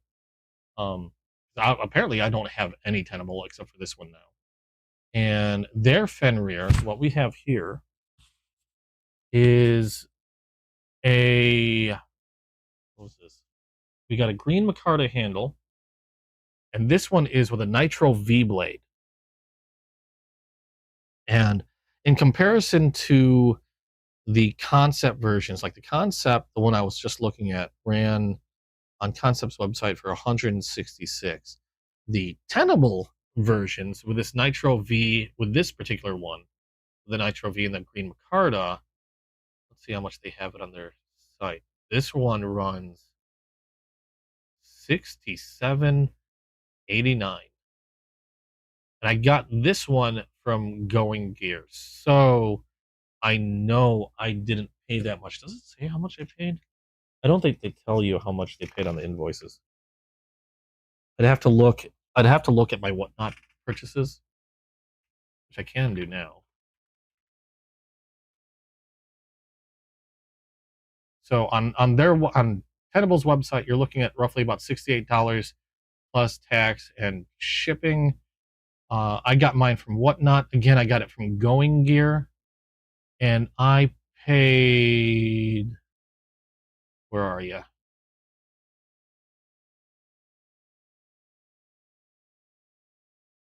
Okay, not that bad. They'll let me click on it. I paid $55 plus shipping and tax. So $55. I got a pretty good discount on that one. Again, Nitro V steel blade, green micarta, dual thumb studs for deployment. We've got a crossbar lock. I don't know if they have another name for theirs, but I just call them crossbar locks. Taking a look at it right now, closed, perfectly centered in there. We got a nice deep carry pocket clip, a relatively deep carry pocket clip. And the cool thing about that it is reversible. Let's see how this is. Ooh, nice smooth deployment. That harpoon blade looks fantastic. Now we have on the blade, we got Tenable, as well as what appears to be a part number and Nitro V all on one side. We got the logo there. The other side has what I would assume to be the designer's logo. And yeah, Greg Schaub, and then the name of the knife itself, which is the Fenrir. Now, I have to admit, now that I saw that they have a copper carbon fiber one, I kind of want it. Oh, this is bad. I'm doing myself some. My wallet, my bank account's a horrible service here. Oops, I closed the wrong website. Let's open that back up again. So again, Nitro V Steel blade. Where'd it go? Oddly enough, on Tenable's website, they see this, or they say this is on pre-order, which is kind of weird. Now it's possible I got it from Going Gear. It wasn't pre-order, like they already had them in stock. And also, let's see here, where's the green micarta one I was just looking at? I could have sworn I was just staring at it. Now I'm not finding it again. Oh wait, I'm looking at a different type. They did come out recently with a top liner lock version, which I admittedly am also very curious about because I'm really liking top liner locks. Not that this is a bad one at all. This one, again, crossbar locks are nice, solid, and secure. They call it a sparrow knife design. Where's the measurements on it? There we are. Okay, so we're looking at an overall length of 7.89 inches. Blade length on this one is going to be 3.48 inches. And harpoon blade, flat ground, stone washed, green micarta, crossbar lock, and it's going to be weighing in at about 3.7 ounces. I know these have been super popular. This is a super popular knife. It might not be something that I might carry on a regular basis because it is a larger knife at just almost a 3.5-inch blade. So again, in my state, I don't know if I'll be carrying this very often. Again, they take in consideration intent, and I don't intend to use it on anybody. It's simply a tool for me. So I mean, I would hope that would go far in explaining why I have a knife like this. But either way, I mean, nothing preventing me from owning one. It's just carrying one might be a little sketchy because we have a restriction of about 3 inches in my state. We have a generous sharpening choil here and a relatively neutral handle with a little bit of a finger groove there. And that makes this really actually very ergonomic. That feels really good in the hand. You got a nice ramp up on this harpoon blade. You don't have any jimping back there, but because you have this little ramp up, you've got something to push on. And that gives you a nice solid spot for your thumb for really precise control over the blade.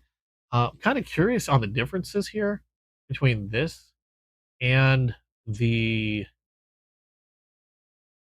concept version. To be quite honest, I'm not seeing any differences at all, other than the only differences I'm seeing, because blade length is the same, overall length is the same.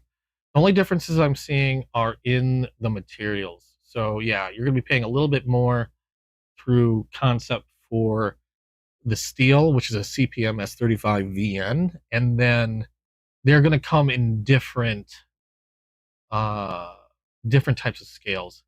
Like the one that I was looking at was a copper carbon fiber scale with the CPM S35 VN, and they have a real large selection. Let's see what else they have. They have Arctic Storm or carbon fiber. They've got various colors of carbon fiber. They have a Timascus handle one, and that one's really ramping up the price at $358. So you do get some premium materials on the concept versions over the Tenable, but you are definitely going to see a difference in price. And the Tenable version is not bad in terms of materials. Nitro V is one of my favorite steels for blades under $100. Nitro V and 14C28N I really like on lesser expensive knives. I think they're one of the better steals you can get for knives that are under $100. And like Kaiser utilizes Nitro V a lot. Savivi did, and I really love that steel as well as 14C28N. So you're definitely not really cheaping out on that. The green micarta handle is nice and comfortable, well-rounded edges, very ergonomic, and the pocket clip I don't really feel at all. I do like that it is reversible, so that is also really nice. But it sits really well back behind my knuckles. It doesn't feel irritating in any way. Even I feel like even if I were to do a lot of cutting, it's not going to do a whole lot. I'm not going to develop a welt or anything like that for hours of cutting on end. Not that I do that, but in other words, it just doesn't feel like it's going to be irritating in any way. I do like the blade shape on this. Harpoon is really interesting to me. I don't have too many that are a harpoon shape, but really slicey looking blade, flat ground. Again, very quick deployment, and I do like the security of a nice solid crossbar lock. Although now I am getting a little curious about the top liner versions. I do like how top liners tend to feel. I like their clickiness. This one does have a nice positive sounding snap to it. When it's open, where's my cloth? There, close enough. When it's open, I'm not getting any movement on the blade. Yeah, nothing side to side, nothing up or down. So very solid lockup on that. Very nice. Let me wipe off some of that oil that we have on there. They had a light coating of oil on the blade. Nitro V is stainless steel, but it's nice to see that they're still taking care of the knives as they go out. Now, you know what? I haven't tested any of these knives. I am out of magazine. Well, no. I have a little bit of magazine paper left. I don't know why I didn't test out the other knives, but I feel compelled to test this one. Let's see how this is. Oh, wow. That was nice and smooth. Like it just floats through. Okay, that was me being weird. That is sharp. Out of the box. Nice factory edge on this. That cut through that paper so smoothly. And I'm seeing very little magazine debris on the edge. So that was really nice. Right out of the box. Again, very solid lockup. Nice tension on the crossbar lock. They don't feel super like light, and they don't feel overly strong. Kind of like there's like a happy medium. So they're not hard to actuate. Very smooth blade action on this one. Really impressive. I'm really impressed with it to the point of where now I'm curious about I'm curious to take a closer look at the concept version. And the sad part is I just got this one. I wanted to save a little money by getting the tenable version over the concept version, but concept's looking really pretty. I have a problem. I know I have a problem. But really sweet knife from Tenable. My first Tenable, apparently. I thought I had other Tenables, but I was wrong. I mixed it up with Trivisa for some reason. Very nicely done. No sharp edges, no backspacer, but we do have a few standoffs in there. We do have a lanyard hole as well, so you could pass a lanyard through there. Nice rounded edges, nice and clean. I don't know. Some people, I like how the way micarta tends to like patina or develop a little wear. And I have a feeling this is going to look exceptionally nice. But I do have a thing for copper carbon fiber, so I have a feeling that a concept version of the Fenrir might not be coming too, it might be coming pretty soon in the future after I get paid next. Because I'm going to definitely have to wait till I get paid next before I get anything new. I've opened up quite a few knives today. In fact, I opened up a lot more knives than I expected, and we're already at 5:30, which doesn't leave me much room for anything else. I mean, I'm still going to be streaming till about 6 p.m. Central Standard Time, my time. So that's the last new knife I've got for the week. I'm glad that they were able to finally deliver at least these two packages. I just hope that the other wayward packages get here without an issue. I'm a little disappointed with the USPS right now. Things are going all over the place, and I don't understand why. They're all coming from the same place, but why two of them went to different states? Again, they're not delivered. They're apparently sightseeing in the they're sightseeing in the U.S. for some weird reason. So let me go ahead and put this one away. I'm gonna have to do another video on this one. So this is gonna go straight into the box, and we will slip that in there. Yeah, the box looks like the box did not have the funnest time in the world. The box has seen some things, unfortunately. Again, I love that they have parts in there. That's freaking awesome. Should probably put the knife in there first. So I'm going to leave it open to you guys. What do you guys want to talk about? Is there anything that you saw in here that you'd like to take a closer look at again? Well, do you have a favorite knife that you've seen today? Do you have as much trouble getting a knife back in the box as I do? Son of a... Really? I don't know how they had this in the box. I'm trying my best here. Let's do it this way. Leave the candy for last.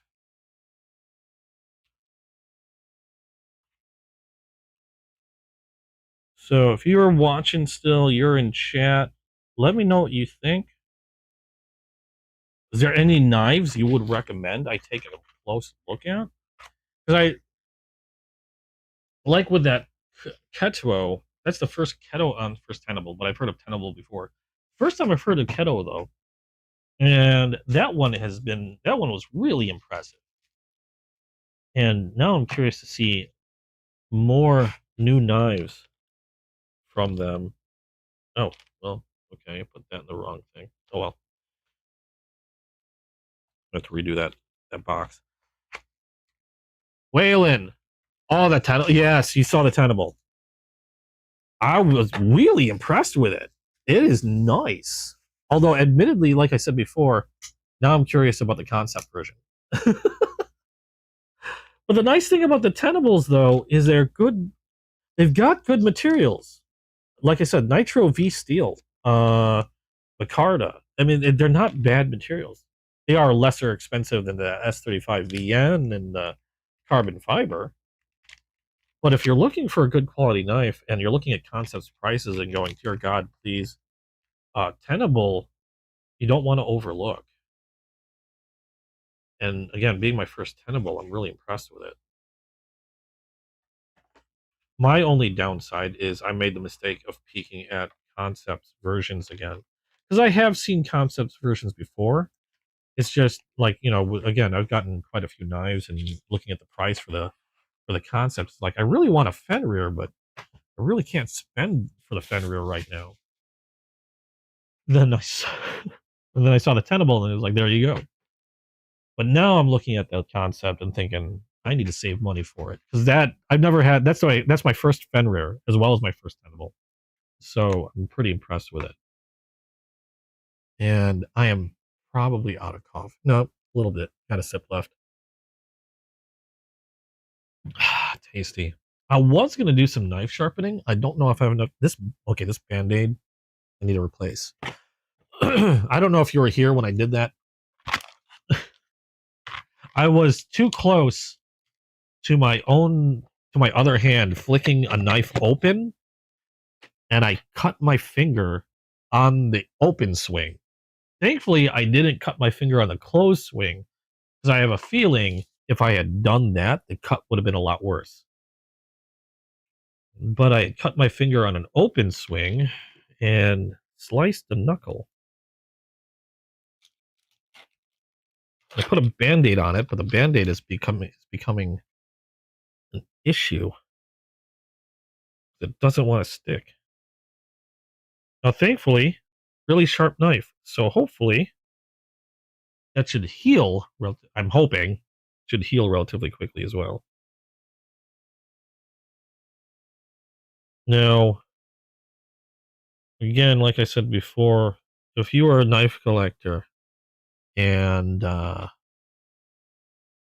you spend a good portion of your day with knives, like I do, I keep a bunch of first aid stuff on hand. Like a lot of first aid stuff on hand. Uh, in cases like this.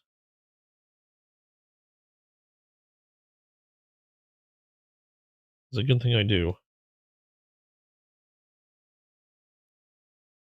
There we go. I got a new band-aid on it. Hopefully that'll stay. Yeah, I did that live. I wasn't paying attention to how big the knife blade was, and I was flicking it open, closing it, flicking it open, and I flicked it open, and then as it was opening, it just went whoop, and the tip just hit the back of my knuckle there. And gave me a good cut. But yeah, occupational hazard. But like I said, thankfully I've like band-aid boxes, antibiotics, spray bandages, all over the place here. I especially like spray bandages. That's a thing for me. This was just kind of a junk knife. I call it a junk knife. This is an old, like really old Smith and Wesson gas station knife. M&P. I can't remember when I even got this, but it's kind of like a beater knife for me, and I use it to open as well as break down a lot of cardboard at home. And the funny thing is, I like to say it's like a cheap knife, but it does what it does. It does what it needs to do. So I can't really badmouth like really inexpensive, as long as they do what you need them to do, and they don't break down immediately. I mean, it's a decent knife then. But it does need a sharpening. So I'm going to go ahead and do that while I kill some, the rest of the time for the stream.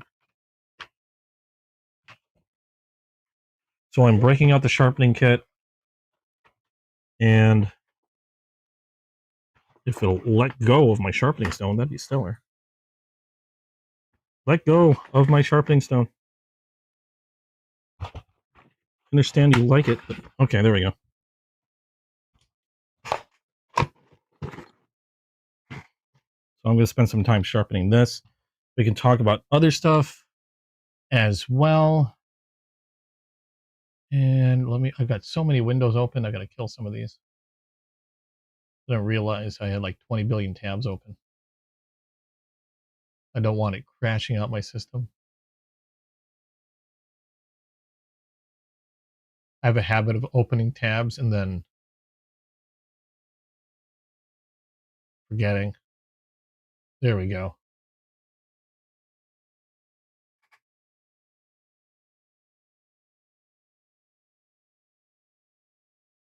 And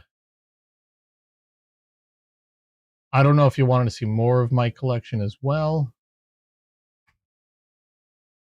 Morgan, did I get a package? Hold on. I got a package today. Some boxes, but not I didn't see one from. Oh, wait a second.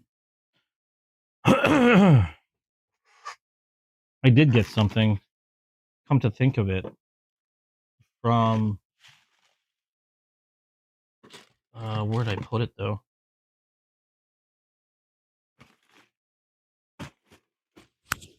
I remember seeing. Oops, I dropped the mic.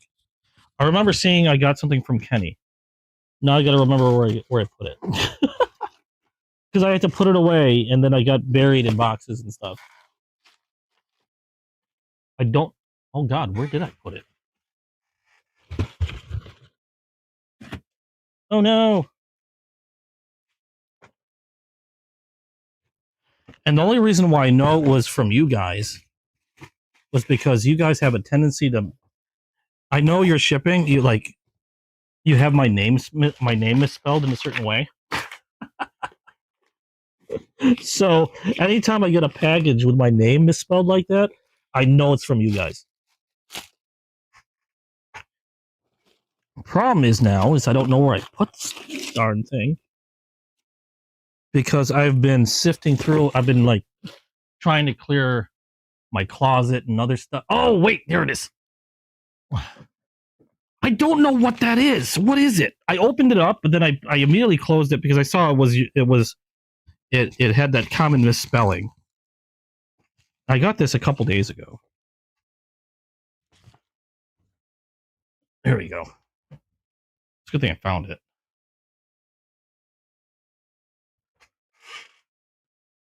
Yeah, I got it. I just don't know what it is. I'm glad you can make it, by the way. I was just about to start sharpening the knife. And I was going to set this to like 20. Hold on. Before I forget. I know it's kind of a wider angle, but I like that. Since I do a lot of cardboard cutting, I like a little bit more. I like a little bit durability, a little bit more durability on my knife edge for that knife. What is this? We've got, it plugs in. I don't know what this is. Like, I remember opening the box and then I immediately went, oh wait, maybe I should wait. Is that a stand?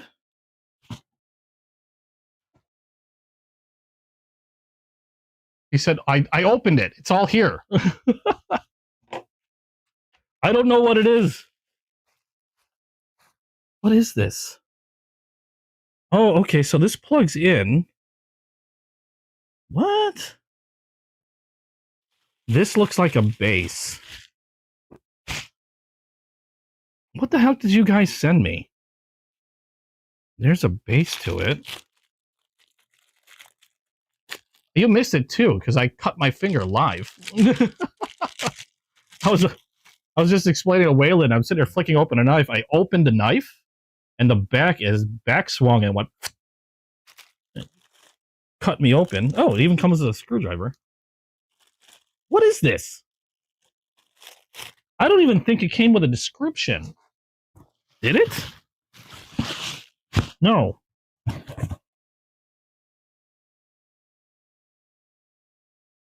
I don't know who this even came from, other than it had to be you guys, because only you guys spell my name that way.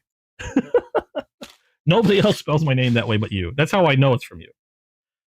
I don't want you to correct it, because that way I know it's coming from you, because you're the only ones that do that. Okay, so this plugs in, apparently. I don't even know if I have a free plug. Well, you know what? What is this, USB-C? Yeah, it's USB-C. I've got another plug. I got another cable around here already I can use. It's already... There we go. I'll just use that. Hopefully it doesn't blow up, because that other cable's already plugged in and it's the USB-C. So what the heck am I supposed to do with this? What is this? This opens up. This opened up and I don't know what I did with it. Do I have all the pieces? Is this all the pieces? That's everything that was in the box. How does this work? Where does this go? What does this do? What am I doing? What does this do? Yeah, you sent me the case. This one I'm assuming was from Kenny. I don't know what it is. And I don't know how it goes. is what? Huh? There's no instructions. What am I supposed to do with this? Is it... Wait a second. This unfolds. Okay, this unfolded. Is this like a...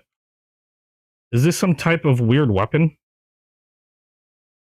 So if it is, kind of cool. Can I destroy worlds? Wait a second. Okay. Hold on. I think I understand what's going on here. Or not. Okay, hold on. Let's see. Okay, well, we're segueing. I don't know what this is.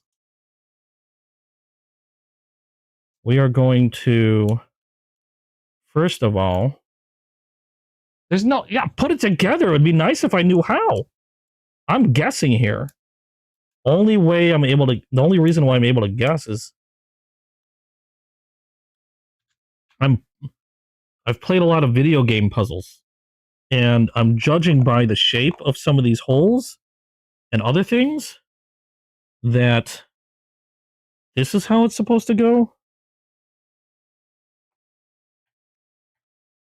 Again, I'm guessing here. Okay. Do I have that right? Let me make sure that... Okay, so that screws into there. We got that. And I'm guessing that allows it to move. Yeah, okay. I could probably loosen that up a little bit. Okay. So then, what the hell is this? So this goes here? I don't know what this is. What is this supposed to do? What did you get me? He's getting... I'm glad he's getting some satisfaction from this. I might not be able to do my sharpening for the live after all, because now I'm figuring this out. What the hell is this?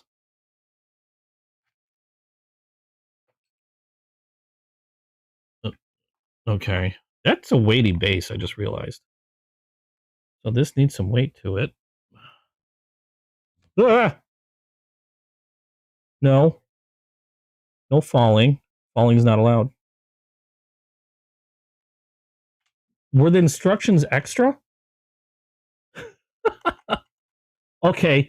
I have a feeling I got this connected.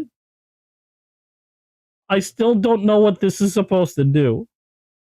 Let's tighten this up a little bit, because these are a little loose. This thing, I'm assuming this is supposed to stay in a certain... Oh my god. Stay in a certain way. Let's do this. Loosen that up. We'll retighten. We'll loosen this up again. Move this back. Retighten. We'll loosen this so I can move that. This looks like a weird flower. Retighten so it doesn't flop around. Okay, I said so it doesn't flop around. You're flopping around. Stop flopping. That's too tight. Loosen that a little bit. We'll do this. Oh, there's a switch. There's an on-off switch. Is this going to laser my face? I'm not sure I recognize it. But then again, you know my brain. Oh my god!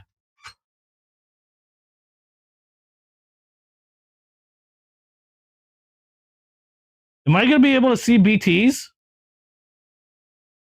Because cool. Oh, hold on. I got to plug it in. I hope I don't... This should be fine. Let me plug this in.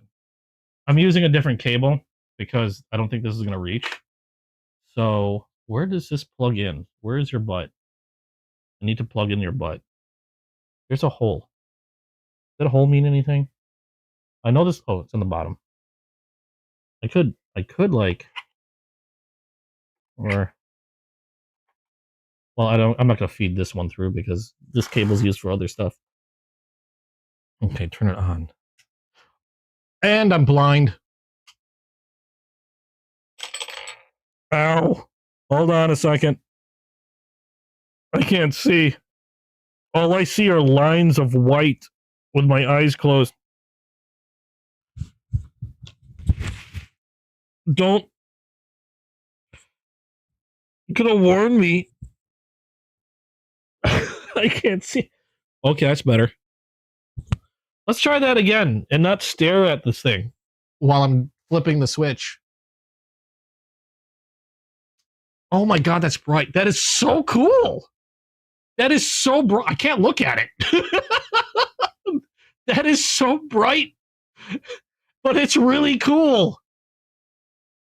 I still can't look at it. I have to look at it via my screen on the camera. Okay, so if you're not sure, now this isn't knife related, but if you're not sure what this is, if you're into video gaming, you might recognize it. This is, what did they call this in there? I forgot the name of this thing. But essentially, this is a thing that's from the video game Death Stranding and Death Stranding 2. It was something that would sit on the protagonist's shoulder and allowed them to see these things that were invisible. Like it was like a detector of some sort. And they were called BTs or beach things. And it would light up. And now this one doesn't rotate or anything, which is fine. That's cool. I have a feeling if it started rotating, I'd go completely mad. But that's cool. That is a neat lamp. Thank you so much. I'm guessing this is another early Christmas present that is now. Yeah, that's cool as hell. It's also really bright. Like I said, I can't even look at it. I'm looking at it through my camera screen or through my phone camera. And I'm also realizing that maybe I could have cleaned my phone camera screen a little bit better. But that's pretty cool. Deck from Deck, is that what it's called? I can never remember the name of it. The Deck from Death Stranding, yeah. That's wild. Thank you so much. That is cool as hell. I still can't look at it. It's freaking bright. You're not getting like, I know you guys can easily see it through the camera, but looking at this thing with a naked eye, this thing's bright as hell. Now my camera compensates for light, so it probably is gonna, yeah, it compensates for light. So it's kind of hard to tell you or show you how bright this thing actually is. Screw ring lights. I got a BT light now. That's awesome. I'm gonna have to. The problem is it's so bright. I have to put it. I don't know where I'd put it, because if I put it like on the table, I can't look at my table. It's so bright. I love it though. That's so cool.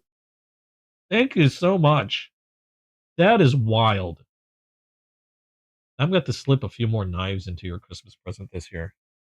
I think I have a couple more knives I can slip into your Christmas presents for this year. The LED, I mean, well, at least my ring light, I can tone the power down, because I actually turn the light down a little bit, and then when it initially starts up. But this is wicked cool. I love how these can fold. Oh, they have two joints even. They even have two joints they can fold down. That's wicked cool.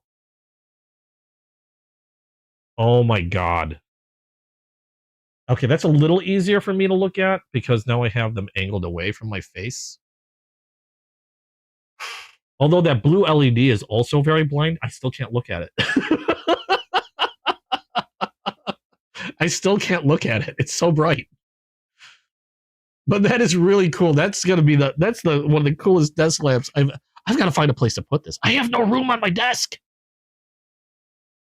I have absolutely no room on my desk. I got to find a place to put this up though, because this would be horrible not to have up somewhere. I'm gonna have to clear some space. I'm totally clearing up some space. This is too wild. That is way too cool. I'm gonna keep my camera set up, because the people on my gaming channel, they've got to see this. I got to turn this off because I'm freaking I'm going blind. That is so wicked cool. I was like, what? I remember opening the package, And then realizing it's like, what did I order? And then I looked at the label, realized the name was misspelled. I was like, oh, that's from you guys.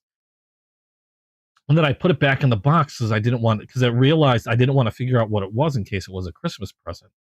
So I threw it back in the box and then kind of forgot where I put it until now.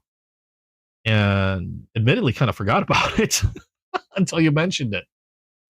And then it was, yeah, I remember I did get a package. I thought you were talking about like a package today.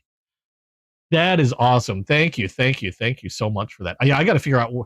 You told him I had nowhere to put it. No, I don't. I've got to figure if I could clamp this on something. That would be just as. Oh, you know what? I might be able to.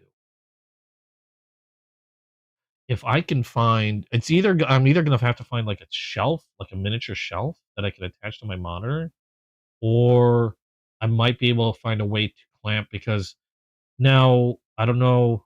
This has a similar like ratchet system that I've seen on other things. I might be able to even clamp that on something. That's awesome. Thank you guys so much. Give Kenny a butt squeeze for me. Like give him an extra squeeze for me on that one. That is wicked awesome. I'm going to tighten this down a little bit because I know I have it loose so I can move it. But I like the positioning now, so I'm going to tighten that down so it doesn't go anywhere. Try not to over tighten. Just want to get it finger tightened. There we go. So now it's not really flopping anywhere. That's freaking rad. I just gotta figure out a place to put it. It's a Christmas present that he's been going nuts about. Thank you guys so much. That's freaking awesome. I'm about out of time. I have gone through so much today. You're gonna have to rewind, Morgan. There were so many knives I got today. And Waylon, you've been here. I'm pretty sure you've been here for pretty much most of the entire thing. What was your favorite knife that you've seen so far? I've got the full family of those Corvids. The only Corvid from Concept that I don't have is the fixed blade version. But as far as all the folding cleavers, the folding Corvids, I have all of them. And thanks to somebody that visited earlier, what was his name? Jay? There was a guy here earlier. We spent a lot of time chatting back and forth. Or no, I'm sorry, Jim Cox. There was Kings was in here. But Jim Cox and I were chatting about some stuff back and forth a little bit. And then he pointed out that Concept had another mini Corvid. I'm talking about the little tiny Corvid guy, the little tiny one. They have a Halloween version of the mini Corvid, and it's on sale on Concept's website for $40. Yeah, it was Jim. Thank you. They have it on sale on Concept's website for $40, and it's a Halloween version. What did it have? I think it has a graphic of the Headless Horseman on it. And again, on sale for $40. They only had 5 left. Now they only have 4 left. Because during the show, it's on sale. Only had that many left. I may have went ahead and said fucking grabbed it because reasons. Let me take a look again to see if it's still there, because I have a weird feeling that those things would be flying off really fast. Yeah, only 4 left. Yeah, I bought it. It said when Jim told me about it, they said only 5 left. If you look on the website, it now says only 4 left. I'm the reason there's only 4 left. Yeah, it has the Headless Horseman on it. Graphic. Otherwise, it has the same steel, 154 CM steel, except with a graphic of, it's called the Sleepy Hollow print, and it's got the Headless Horseman on it. But $40. Normally they are $62.50. So, and they're limited. So it's a discontinued item. Once these, from the looks of it, once these go, they are gone. That is it.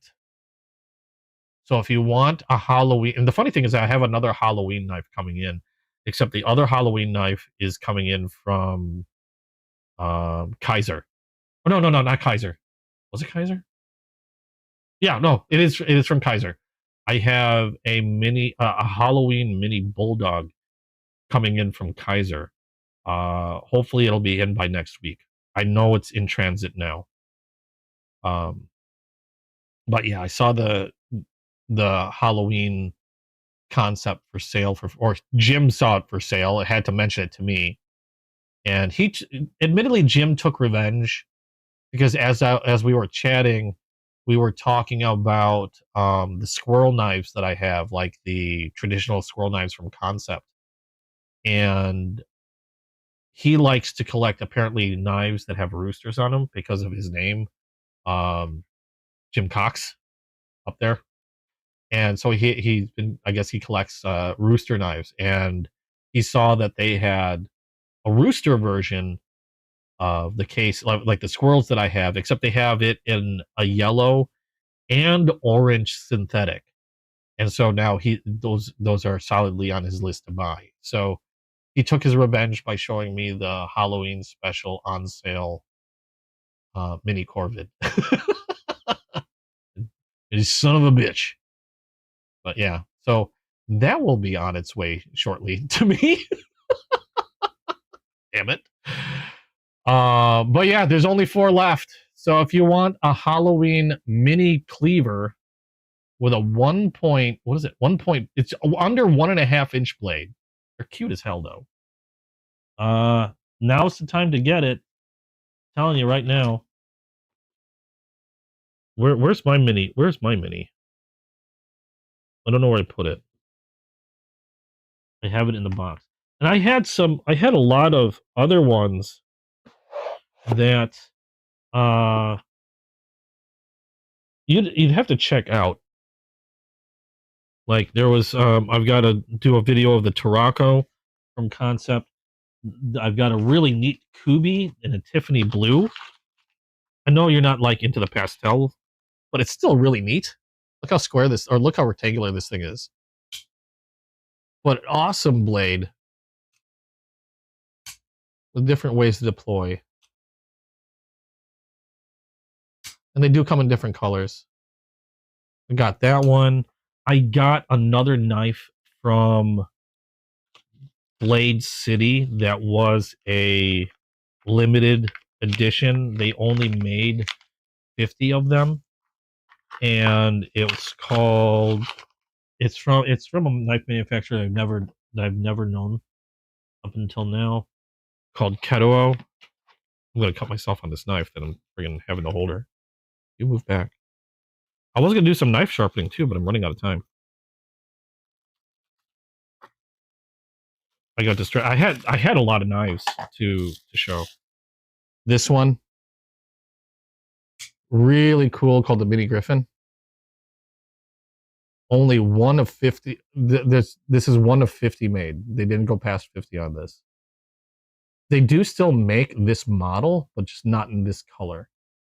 So you're not going to find another one with the gold TIC blade and they have DLC coatings on the handles, but you're not going to find another one in this color. Alexa, shut up. Good God. 20 billion reminders. That's telling me it's also 6 o'clock, so I'm going to be ending this pretty soon. But this one's another one that was really neat. Only 1 of 50 made, and a bunch of others. So you'll have to go back and take a look. Because unfortunately, I was going to do some sharpening. Maybe I still will off stream. But I am out of time. It is 6 o'clock. I do have to get dinner ready and a few other things ready. So I'm going to move on to those things. I wish I had more time because I do have a blast doing this stuff. I have a blast doing this stuff. I've unboxed quite a few new knives earlier in the stream, so do check them out if you got here late. Wait, what? Wiretap? What? I'm confused. What do you mean wiretap? I have a guitar pedal called a wiretap. I don't know. I don't know what you're saying. Or is that like a an autocorrect misfire?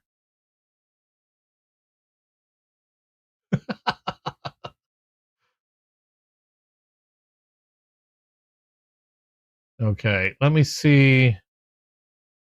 Yeah, you know, Waylon, did you mention what you saw was your favorite out of everything that you've seen so far?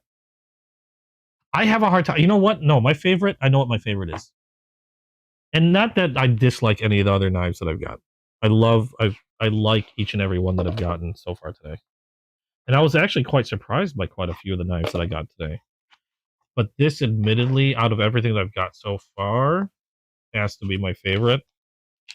And this is that Concept Tarocco, because of the flame titanium and how well this feels and how well it moves. Like, this feels so nice.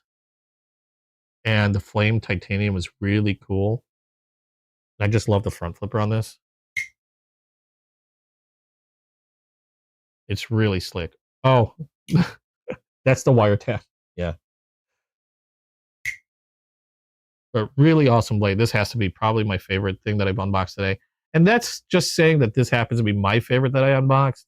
Everything else that I've unboxed today has been super, super cool. That one from Blade City, the Katuo was awesome. All the Corvids were really cool. Even that little Kubi and the Best Tex and all the traditional knives that I opened up earlier. Super awesome stuff. I just really like this blade. It's just a really fidgety front flipper. Even though front flipper is the only thing you have in order to open this one, it's just so easy to use. I love the feel of this thing. It's just really, really nice. But anyway, I've got to end this because I'm not sure you missed a few of them. You had to take call. Oh, no worries. Anything that you missed, go check them out. Again, this VOD will be available for you to peruse at your leisure. And like I said, unfortunately, I do have to head out. I've got dinner to cook and a few other things, and then I got to prepare for my my later stream. I stream video games every night at 9 p.m. Central Standard Time on a different channel called Dorato's Game Cave. If you're interested on watching any of that stuff, I do have a link below for my other channel. That was my big channel, or bigger channel anyway. I started doing that years ago, and this is my more recent channel because I enjoy talking about pocket knives. I enjoy all things collecting pocket knives. So that's why I started this one. And I've been really happy to be able to chat with everybody in regards to pocket knives, meeting a lot of you guys, learning a lot so much quicker, having started this channel from so many people that share the same addiction. I'm also a lot poorer than I used to be because of this channel. Thanks. But it's been really awesome doing this stuff, and I'm having a blast doing it. And I'm glad I met a lot of you guys through this, and I hope to meet a lot more as I continue to do more of these videos, more of these lives. I do have a lot of videos on the way that I still have yet to edit, so keep an eye out for the upcoming week. Because a lot of my packages were also delayed, I'm expecting more of those packages to come come up next week. So thankfully, that means we'll have a lot of stuff to go over for next week's live. I will be doing a live next week, again, same time at 2 p.m. Central Standard Time. So hopefully they're not lost permanently and they're just taking a tour of the U.S. and that they still make it here next week. Because while it might not be anywhere near as many knives as I showed today, still a good amount.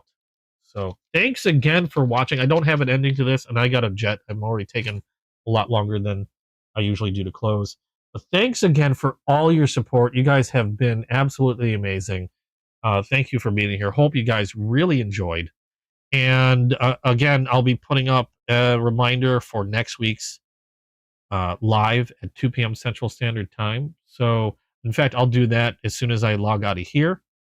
And if you haven't yet, oh yeah, if you liked what you saw, please drop a like down below. And if you haven't yet, hit subscribe, hit the notification bell, and don't forget to check out my Discord. Also below, I have a link to that as well. If you like pocket knives and want to share pocket knives, you share photos and stuff like that. I think that's a fun thing to do. And just chat about pocket knives. Go join my Discord. There should be a link down there. And okay, that should be about it. So before this takes any longer for me to say bye, hope to see you guys in the next video. And bye-bye. Again, no closing. I'm just going to kill this thing. Bye.